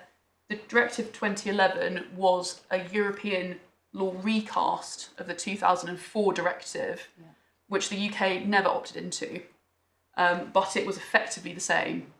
It made small tweaks here and there because it wanted to ensure that member states effectively were implementing the 2004 directive in the same way, because there had been some divergence divergence and it was causing problems. So it would be contrary to the scheme and objectives of the directive to grant refugee status and subsidiary protection status in situations which have no connection with the rationale of international protection. And then the final sentence, the situation of an individual who has obtained subsidiary protection status on the basis of incorrect information without ever having met the conditions for obtaining that status has no connection with the rationale of international protection. And I say incorrect information can be incorrect information because someone has lied about it. Yes. Continuing at 45, the loss of subsidiary protection status in such circumstances, so revocation, is therefore consistent with the purpose and general scheme of the directive.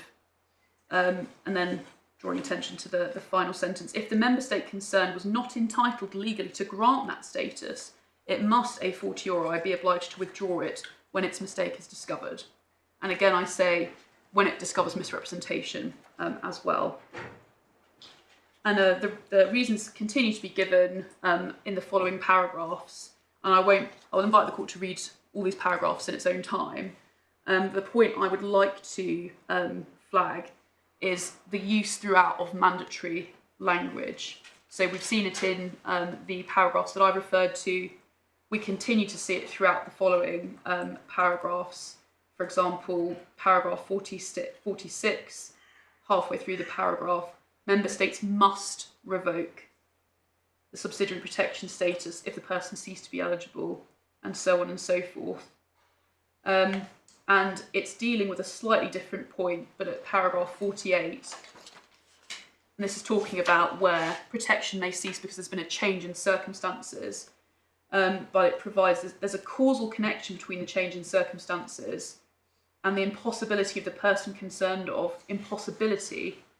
retaining his status as beneficiary of subsidiary protection, in that his original fear of serious harm no longer appears to be well founded. So again, tying it back when you're looking at revocation to the original fear, in this case, the fear of persecution in Saudi Arabia.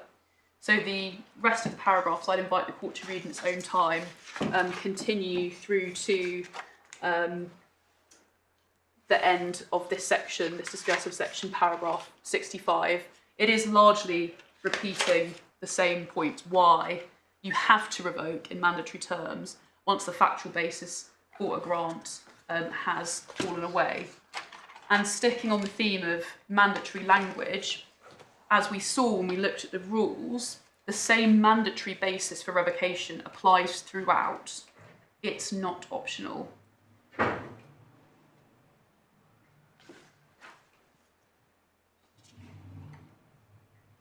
So in summary, having looked at the only authority which appears to relate in domestic or EU law to the exercise of this revoking power, we have a clear statement that when the facts underpinning the grant of status have fallen away, that status must be revoked in accordance with the principles of the international protection regime, in this case is given effect by the EU directive, but consistent with the domestic law regime. For the law to be otherwise, in my submission, would conflict with the humanitarian protection regime as a whole, and as a result would be simply unworkable in practice. And I've set out the reasons why this would be so in my skeleton argument at paragraphs 42 and 43, so that's page 18 of the skeleton argument, which cross-refer back to the detailed summary of how the humanitarian protection regime works in practice in paragraphs 20 to 23 of my skeleton argument. Now, these are effectively the same points that I made in the paragraph of my skeleton argument before the Upper Tribunal that my Lord referred to this morning. I won't go through them in detail, but here are some highlights why, if the law were, as my learned friend submits, it would be entirely unworkable. There has fundamentally to be a factual matrix underlying a grant of protection status which the applicant and the Secretary of State accept. Obviously, in the Secretary of State's case, subject having been told it has to accept it by the courts. The difficulties of there not being a mutually accepted factual matrix are obvious in practice. For example, the Secretary of State has an obligation under the rules and under the directive to keep, as at the time of the decision, to keep status under review including to assess change of circumstances. And that is something that's set out in the rules at paragraph 339G. And I won't ask the court to turn to it, but that's at Authorities Bundle, tab 4, page 29. This review is, in practice, done after about 5 years, in line with when the end of the grant of leave to remain expires. So, for example, as my learned friend set out this morning, after SA had been granted her refugee status, that was granted up till 2014. There was then a review where she asserted the same facts as she did in 2002, and then she was granted indefinite leave to remain. But you have to know what the factual matrix is to conduct that review. And in the instant case, we have an applicant who has never accepted that she's Yemeni. So that just doesn't work going forward, because every time we get to a review, she will assert the same thing. And in more prosaic terms, the Secretary of State has to issue proof of status documents and travel documents. And it will currently, because of the FTT's decision, have to say that SA is Yemeni and of the date of birth the tribunal found, which are personal details that she doesn't accept. And the practical problems flowing from that in my submission are obvious. Well, you're stuck with that anyway, aren't you? Well, if we're stuck with that if the FTT didn't err in law, which it did, that if there is, it is open to SA, as it always has been, to make a claim for protection based on facts that are not the ones that have been found to be false, but are not necessarily that she's Yemeni. That is something that it's for her and those representing her to do if they want to displace that she's Yemeni, because she does not accept it fundamentally. She has always rejected it. And the final importance of maintaining the legislative regime, as I say it is, the Secretary of State says it is, based on the legislative framework, is that to do what my learned friend suggests this court should do means there would be no red line for misrepresentation at all if it was the case that a person could say, it doesn't matter if I lie about small things here and there or even big things, because I can retain the same status by reason of completely different facts, which I assert many, many, many years later. The regime, the immigration regime, is supposed to control the grant of protection status. And in this case, it's a regime which puts the burden on the person to make the application and set out the facts on which they wish to rely and on which they wish the Secretary of State to rely. And if you take that away, the consequences are potentially very serious in my submission. So that is the end of Proposition 2. The grant of status is indissolubly linked with the factual matrix asserted by the applicant before the grant. Once that falls away, the status can't survive, and the legislative framework makes that very clear in section 84(3)(b). Yes. I'll take Proposition 3 very quickly because the court has the point. It follows from the first two propositions that the FTT, when it was reviewing the decision to revoke a specific grant of status predicated on specific facts, once it made its findings that those facts were a fraud, that was it. It didn't have to look. It went off on a frolic. It went off on a frolic on its own. Yes, my lady, I'm very grateful. And importantly, that is aptly described as a want of jurisdiction. Indeed. Because its only question was the revocation of this status in breach of obligations, and for all the reasons I've submitted, it clearly wasn't. Okay. So even though that wasn't the focus, as you very fairly accept, the focus of the argument that you were advancing in the Upper Tribunal, it wasn't at the forefront, is it your submission that it was sufficiently covered in the ground of appeal to enable the tribunal to take it anyway?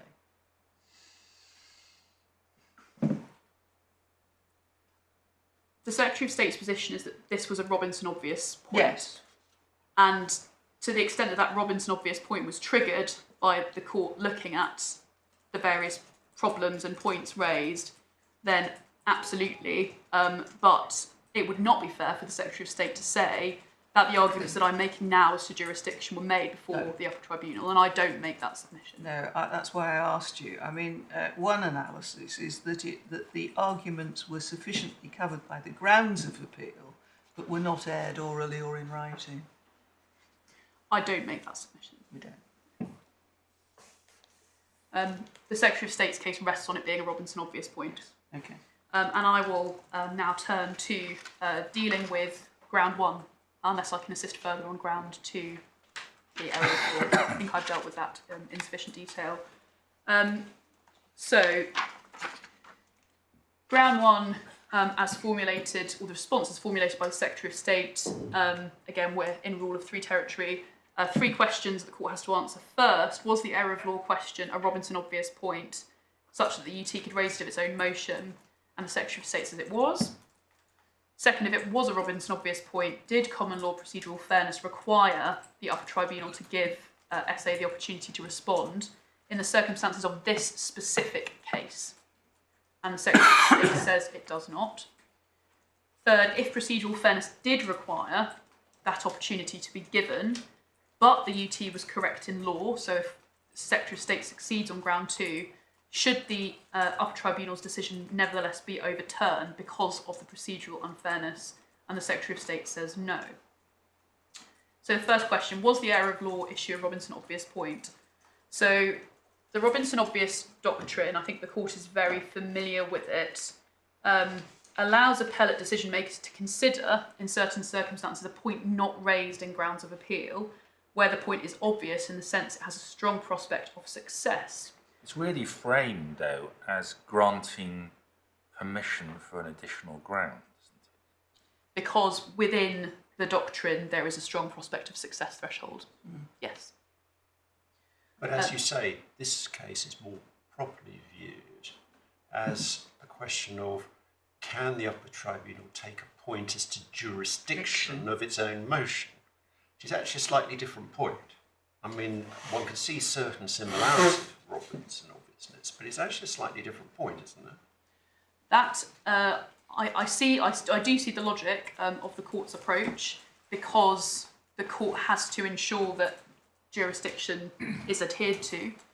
But the Secretary of State's primary position is that this is a Robinson obvious point because the Robinson obvious doctrine was fundamentally rooted in the need to ensure by appellate bodies that the UK is not in breach of its international protection law obligations. So it's effectively a different way to come to the same answer, is if the FTT is, to use my lady's turn of phrase, going off on a frolic of its own and granting HP status to someone not eligible for it, for the reasons I'll come on to, that is a clear breach of the UK's international obligations in respect of protection. So going straight on to that then, and going to look at Robinson itself, which is in the bundle at page tab 25, starting at page 368. Now, very quickly, the facts in Robinson. This was a Tamil applicant for asylum whose application was refused. He appealed that refusal decision to the special adjudicator under the 1993 Act, which provided for a ground of repeal that removal would be contrary to the UK's obligations under the Refugee Convention. So the same language as we now find in section 84(1) in respect of removal. So I accept it's obviously a different decision and a different test, but the test was still, was there going to be a breach of international protection law obligations?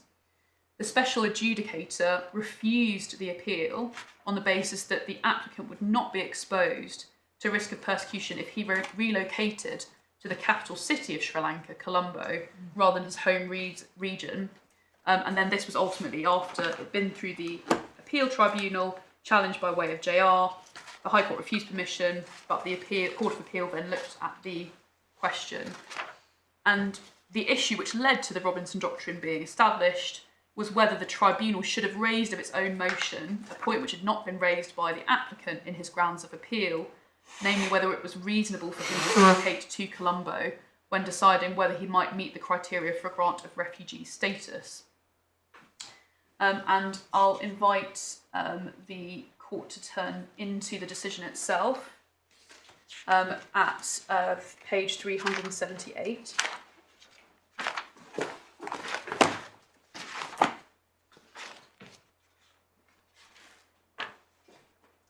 And we have here at F the question that the court was answering. Yeah.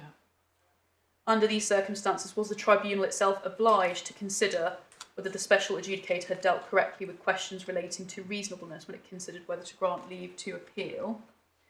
And the court begins to answer that question following review of the arguments made before it at 945B, which is on page 380. And here the court says, the central issue in these appeals is whether this country would be in breach of its obligations under the Convention if it did not recognise the appellant as a refugee and were to subject him to refoulement.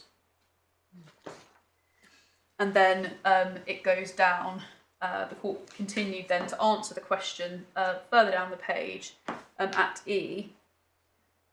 It follows from what we have said that it is the duty of the appellate authorities to apply their knowledge of Convention jurisprudence to the facts as established by them when they determine whether it would be a breach of the Convention to refuse an asylum seeker leave to enter as a refugee, and they are not limited in their consideration of the facts by the arguments actually advanced.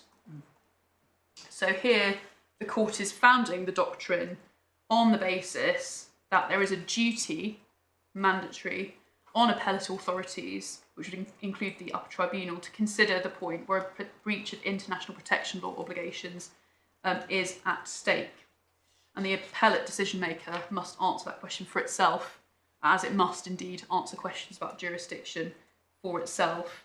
And then the rest of the decision is about the arguability, about the threshold that should apply when you're considering points. And I've already dealt with that in response to my Lord's question. The obviousness phraseology comes from 946C, an obvious point of Convention law, and at that stage it was favourable to the asylum seeker. Indeed, yes. Then it got brought. Yes. And then I'd only emphasise before we leave Robinson behind and look at what's happened since in terms of expansion to the Secretary of State. Within C, one sentence down from where C appears on the right hand side, if it does not do so, so if the appellate body doesn't do it, there will be a danger that this country will then be in breach of its obligations under the Convention. That's the rationale. Yes, indeed. That underlines Robinson, which would apply equally to the Secretary of State, you would say, as it does to the asylum seeker. Yes, my lady, that's correct. And we see that is the rationale which led to the expansion of the doctrine to the Secretary of State in the case of Iraq, which my lady has referred to several times, but I'm not sure has actually been taken to, which is at tab 20. Mr. Gadjar did take us to there. Yes, indeed. I thought we looked at A later on. My mistake. I'm happy to be corrected.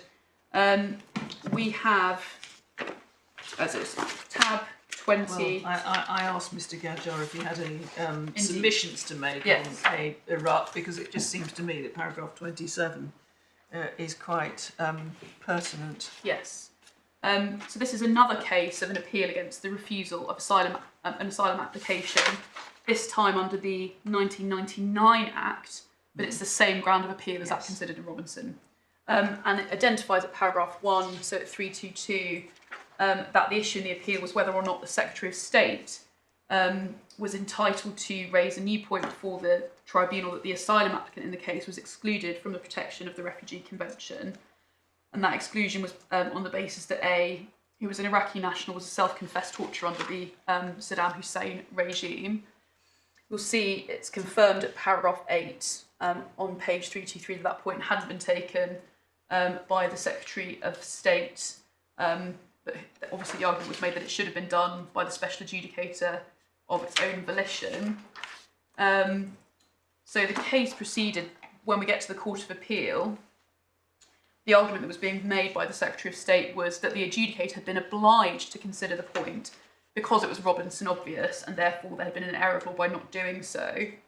And as we can see at paragraph 12, the court was being faced with the submission that I think Mr. Gadjar has confirmed he doesn't pursue, which is that the Robinson obvious doctrine could never be relied on by the Secretary of State.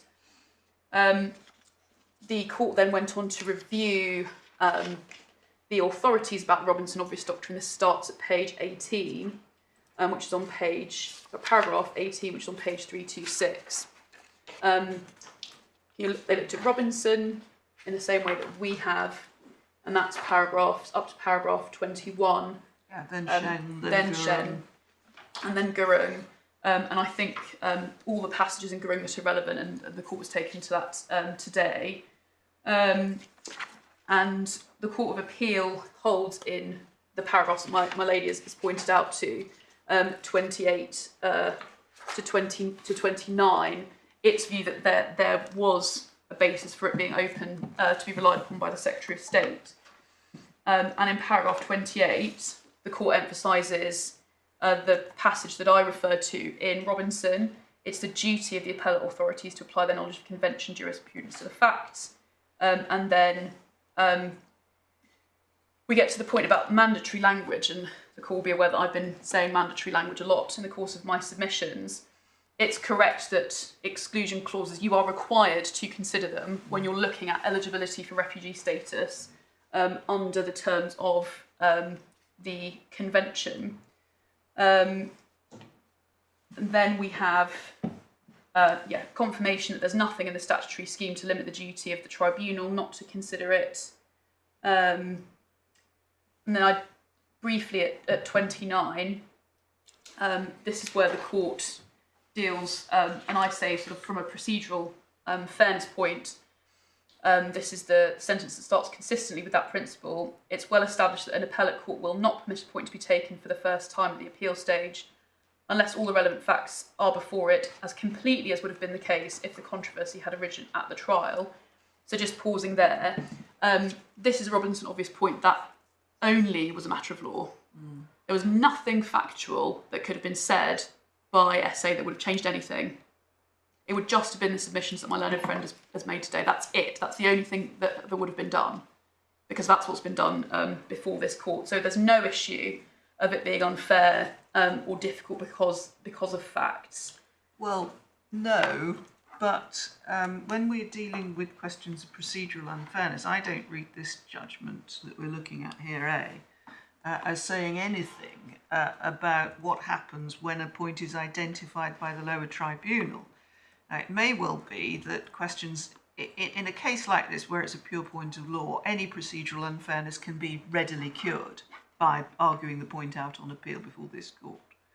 But as a matter of principle, why is it that if it's just a pure point of law, the party which is likely to lose should be deprived of the opportunity of at least arguing that it doesn't apply?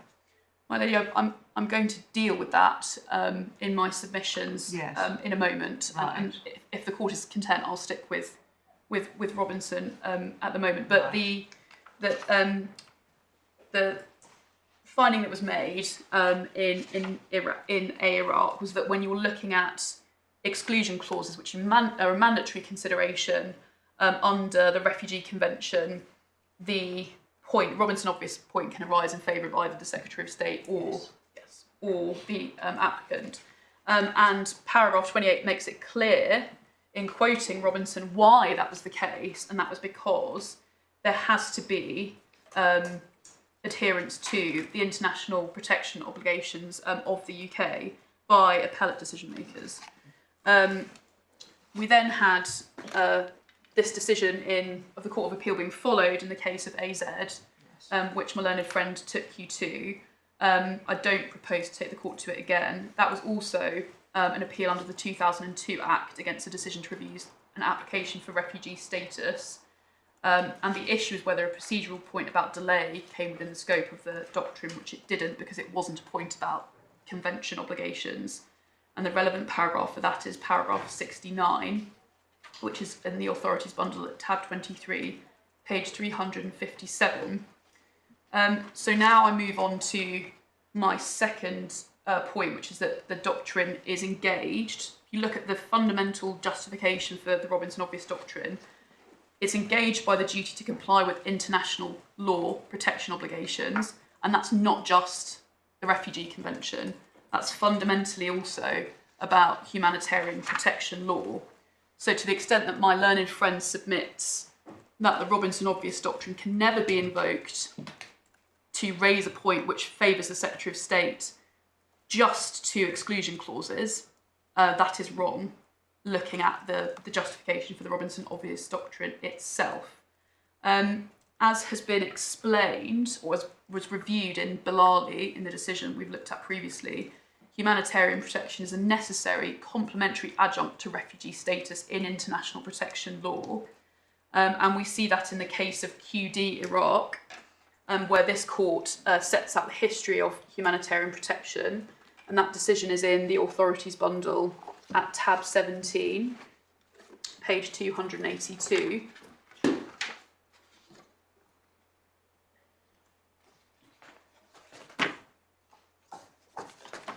Now, in terms of the facts of QD Iraq, these were 2 Iraqi applicants for subsidiary protection, at that time governed by EU law under the Qualification Directive, which, as I've already said, set out common standards for the granting of humanitarian protection by EU member states, which the UK then was. The claims were refused by the Secretary of State, and appeals were made under the 2002 Act, so the Section 84(1) grounds that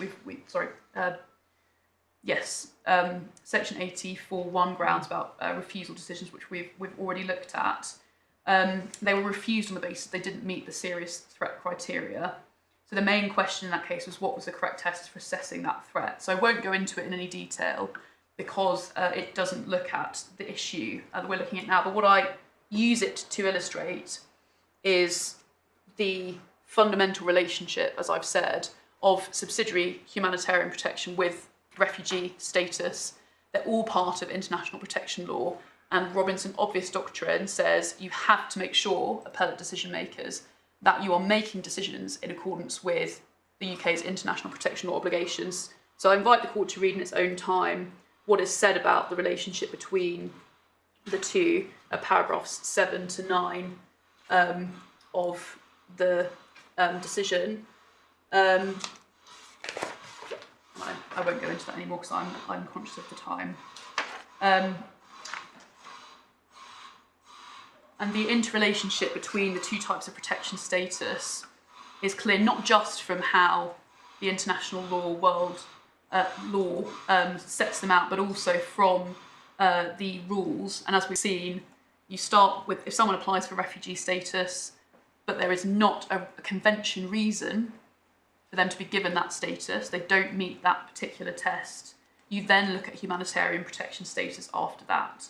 So they are fundamentally part of ensuring that people who should have international protection are granted it if they are eligible.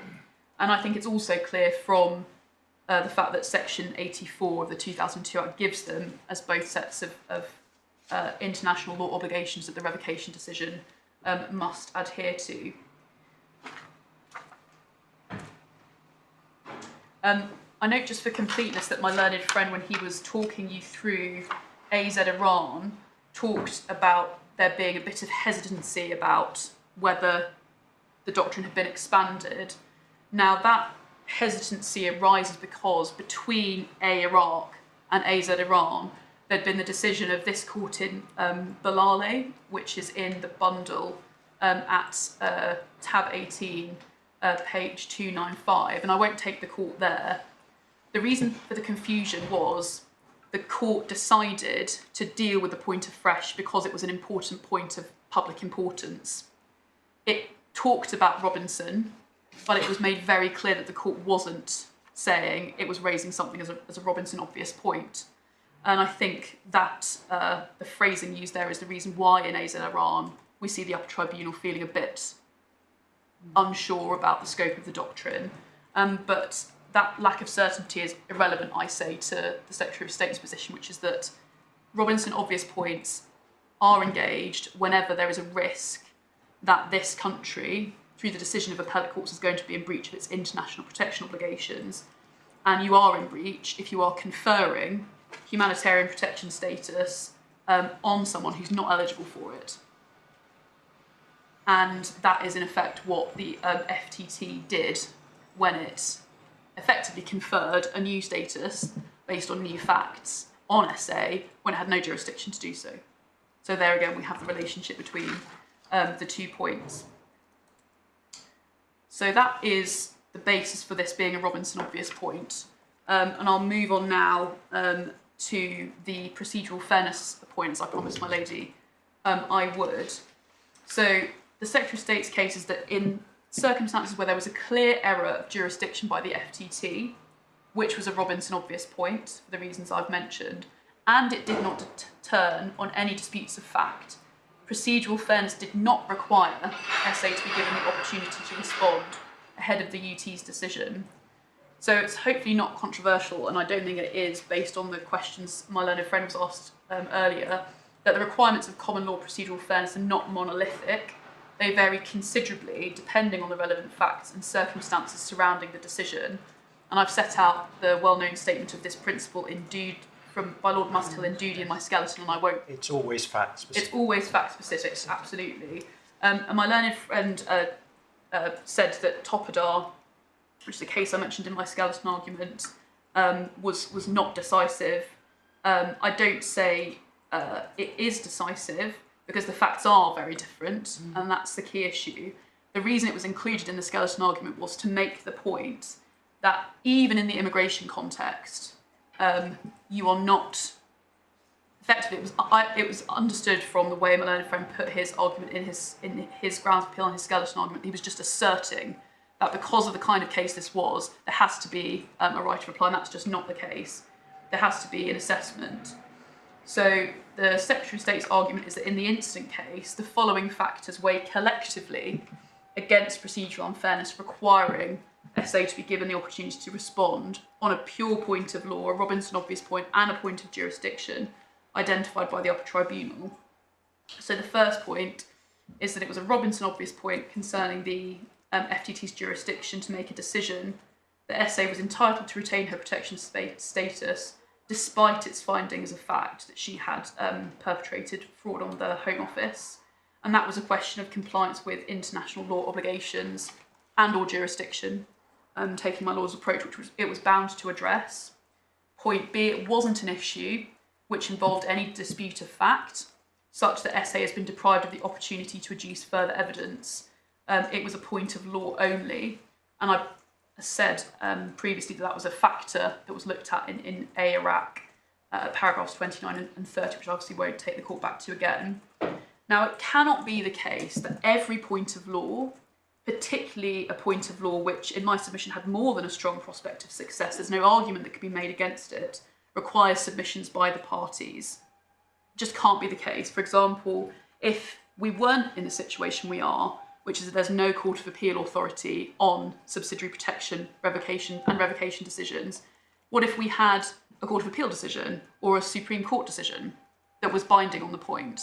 That is a point of law which would have been taken. Obviously, I as counsel would have taken it for myself. So we wouldn't be in a situation, but it cannot be the case that just because a point of law arises, automatically there has to be a response. And the final point is this was not a point which was determinative once and for all of her entitlement to humanitarian protection status itself.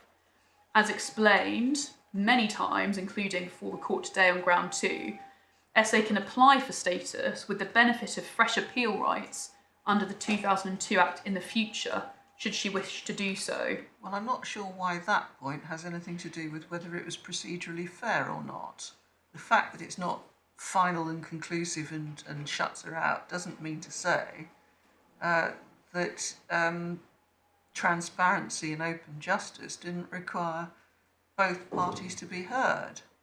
My lady, as I said, the Secretary of State's case is that the factors I've outlined collectively were against procedural. But forgive me, it took you about an hour at fairly high pace to take us through a large number of authorities to make the case that on the substantive point and the fact that it's Robinson obvious.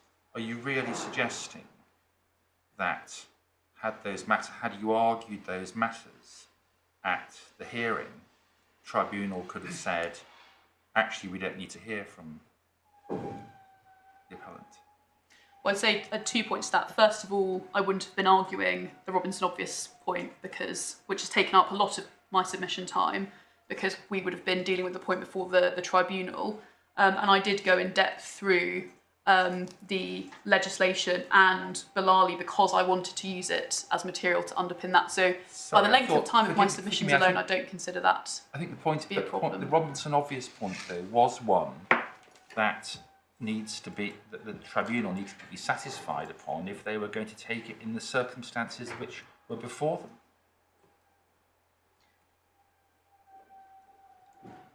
In the world where that point wasn't addressed in the hearing, and what your submission amounts to is they could have heard from you, but not heard from the other side. Because the same argument would apply after you set all this out for them. They could say, well, we're not going to. It's so obvious. We don't need to hear from. They wouldn't have heard from either because they would have taken this point after So we're obviously dealing with the facts of this specific case. On the facts of this case, this point was raised by the Upper Tribunal of its own volition after the hearing without the benefit of hearing from anyone. So there isn't an opportunity. So my point to you is it took you an hour to justify it to us. Are you really saying that the appellant was not entitled to be heard on that substantial body of material that you deployed to us? My Lord, the Secretary of State's case is as I've laid out, and I can't go any further than that. Unless I can assist the court further, I will go on to the third point, which I think the court needs to consider under ground one, which is what SA is complaining of, a technical breach of natural justice, such that notwithstanding she might have been deprived of the opportunity to respond, she still shouldn't succeed on a procedural unfairness challenge. It's a fundamental part of a procedural unfairness challenge that you have to show material prejudice. Now, what that means in this case is that it has to be shown on behalf of SA that the submissions that she would have made on the point to the tribunal, if given the benefit of the opportunity, would have made a difference to the outcome. And in the Secretary of State submission, there is nothing that could have been said that would have made the law other than it is, which is that the FTT did not have the jurisdiction to act as it did. So there's therefore no prejudice to SA, and a technical breach of justice is not a basis on which to overturn the EUT's otherwise legally correct decision. Now, you were taken to the case of SH Afghanistan previously, and I won't take the court through it again given the time, but the Secretary of State relies on that case as evidence that the court has accepted that even where serious procedural errors have been made by the tribunals in the immigration context, this will not automatically afford the appellant a basis for a successful challenge on the grounds of unfairness, where the lack of fairness would not have made a difference to the outcome. And my learned friend took you through all the facts, but the relevant paragraph is on page 258 of that authority, which is behind tab 15.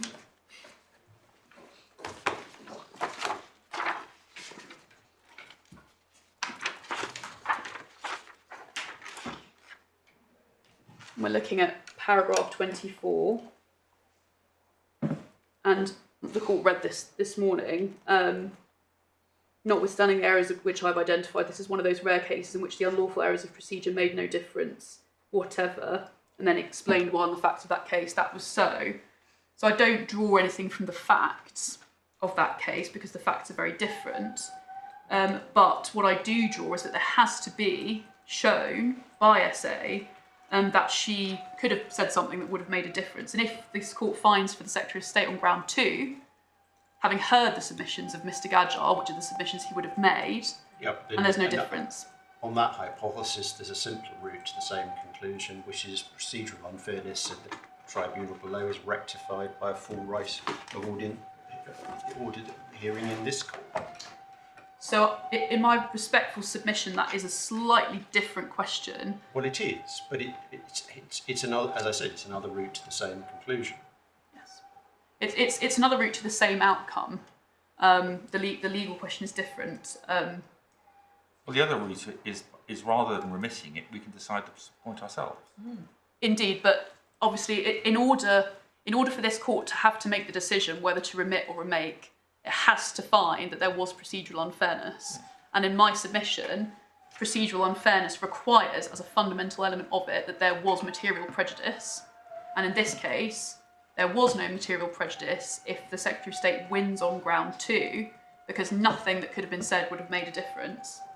I'm really uncomfortable with the proposition that there is no procedural unfairness simply because whatever the other side might have said would have been bound to fail. I made that clear when I granted permission to appeal. Yes, my lady, I'm very aware of that. I'm very uncomfortable with that proposition because it seems to me to be the thin end of the wedge.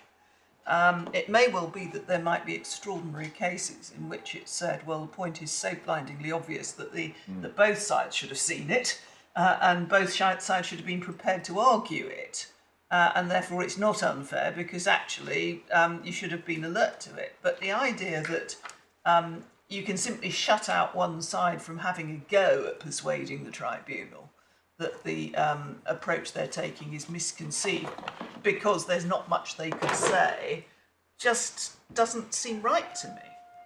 My lady, I hear what you say. I will, again, because I'm conscious of the time, refer you to what I say is other authority in support of the Secretary of State's case on this, and that is contained in the decision, which my learned friend handed up as an additional authority. That doesn't bind us, it's the Upper Tribunal. Well, it's talking about a decision including in a decision of the Court of Appeal. We're looking at paragraph 15, which is on page 6 of that decision. Yes. So here we have the decision in Cotton being approved, including by the Vice President, as he is now, in a Court of Appeal case. So in Cotton, the decision was the issue was whether the decision of a chief constable to dismiss a police officer was vitiated by procedural unfairness on account of inadequate disclosure to the officer of the case against him. So depriving him of an opportunity to put his case in response to evidence rather than law. And the following principles were distilled from Cotton. The first is distilled by the Upper Tribunal from Cotton. Indeed. We haven't got Cotton in the authorities bundle, have we? No, my lady, but having reviewed Cotton, I don't consider there to be any issue with the principles that have been distilled from it. Right.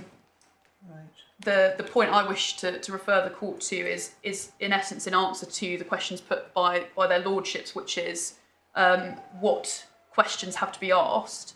So at little 2, we have it's doctrinally incorrect to adopt the 2-stage process of asking whether there was a procedural irregularity or impropriety giving rise to unfairness, and if so, whether this had any material bearing on the outcome. These are rather 2 elements of a single question, namely whether there was procedural unfairness. And then at little 3, thus if the reviewing or appellate court identifies a procedural irregularity or impropriety which in its view made no difference to the outcome, the appropriate conclusion is that there was no unfairness to the party concerned. And then I accept that it says over the page at 4 that there should be caution in concluding that the outcome would have been the same if the procedural irregularity had not occurred.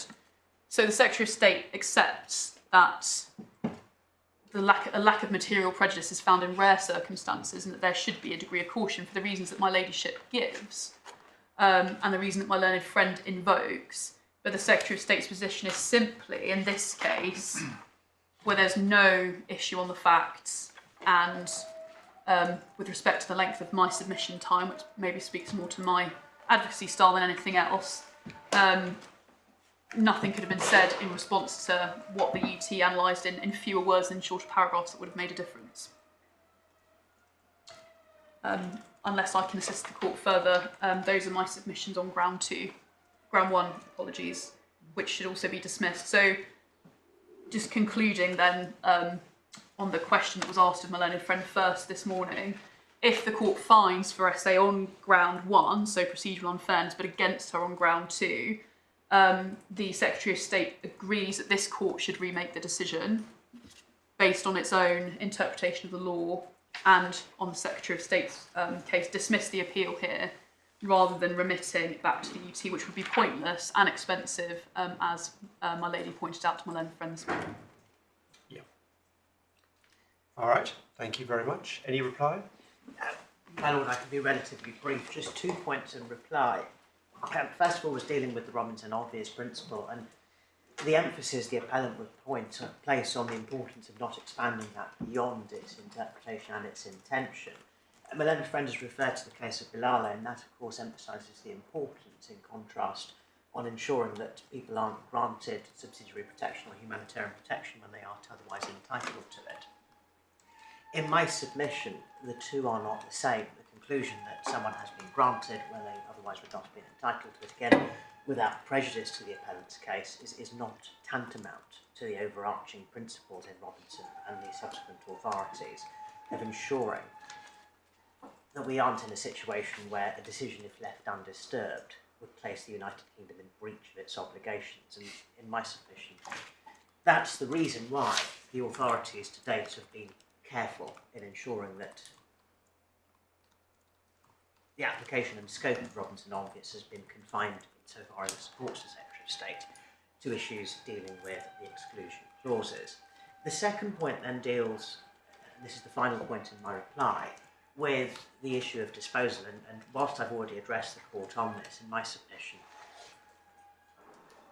the length at which my learned friend has had to address you in terms of attempting to shore up the Upper Tribunal's position, which, and with the greatest respect to the Upper Tribunal, was a relatively succinct judgment from paragraphs 28 onwards to 35 in respect of why, notwithstanding disagreeing with the Secretary of State on the grounds of appeal, an error of law was found, is demonstrative of the basis upon which this appeal should nonetheless be remitted. As emphasised at the start, the appellant is otherwise deprived of that opportunity to have her case heard in the Upper Tribunal, with the consequence that she is then left in circumstances of having to grapple with and satisfy the relevant test for onward appeals.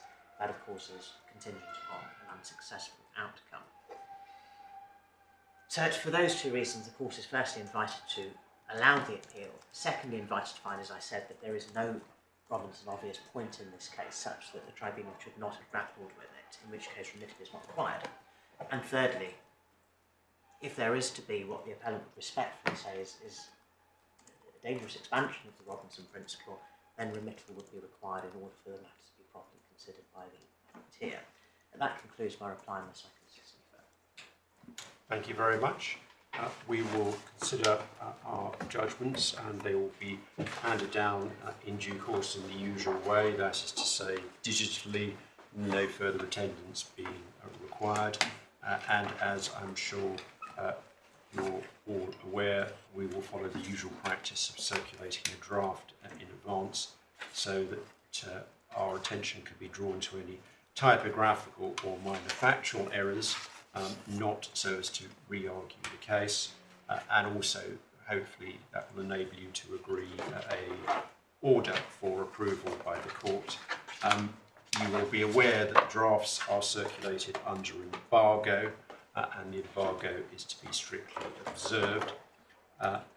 If you can't agree the consequential order, then please file brief written submissions and we will decide that on paper. Thank you again. What rise occasion? I'm assuming that the draft can be shared with the deputy. She's represented by a litigation friend. Do we want to make that clear? So, yes, I'm reminded by Lady Justice Andrews that your client has a deputy, we understand. Is that still the case? My lord, yes. Yes. So, for the avoidance of doubt, you can take instructions from the deputy on the draft. I'm very grateful. To enable you, not least to agree the draft order. Thank you.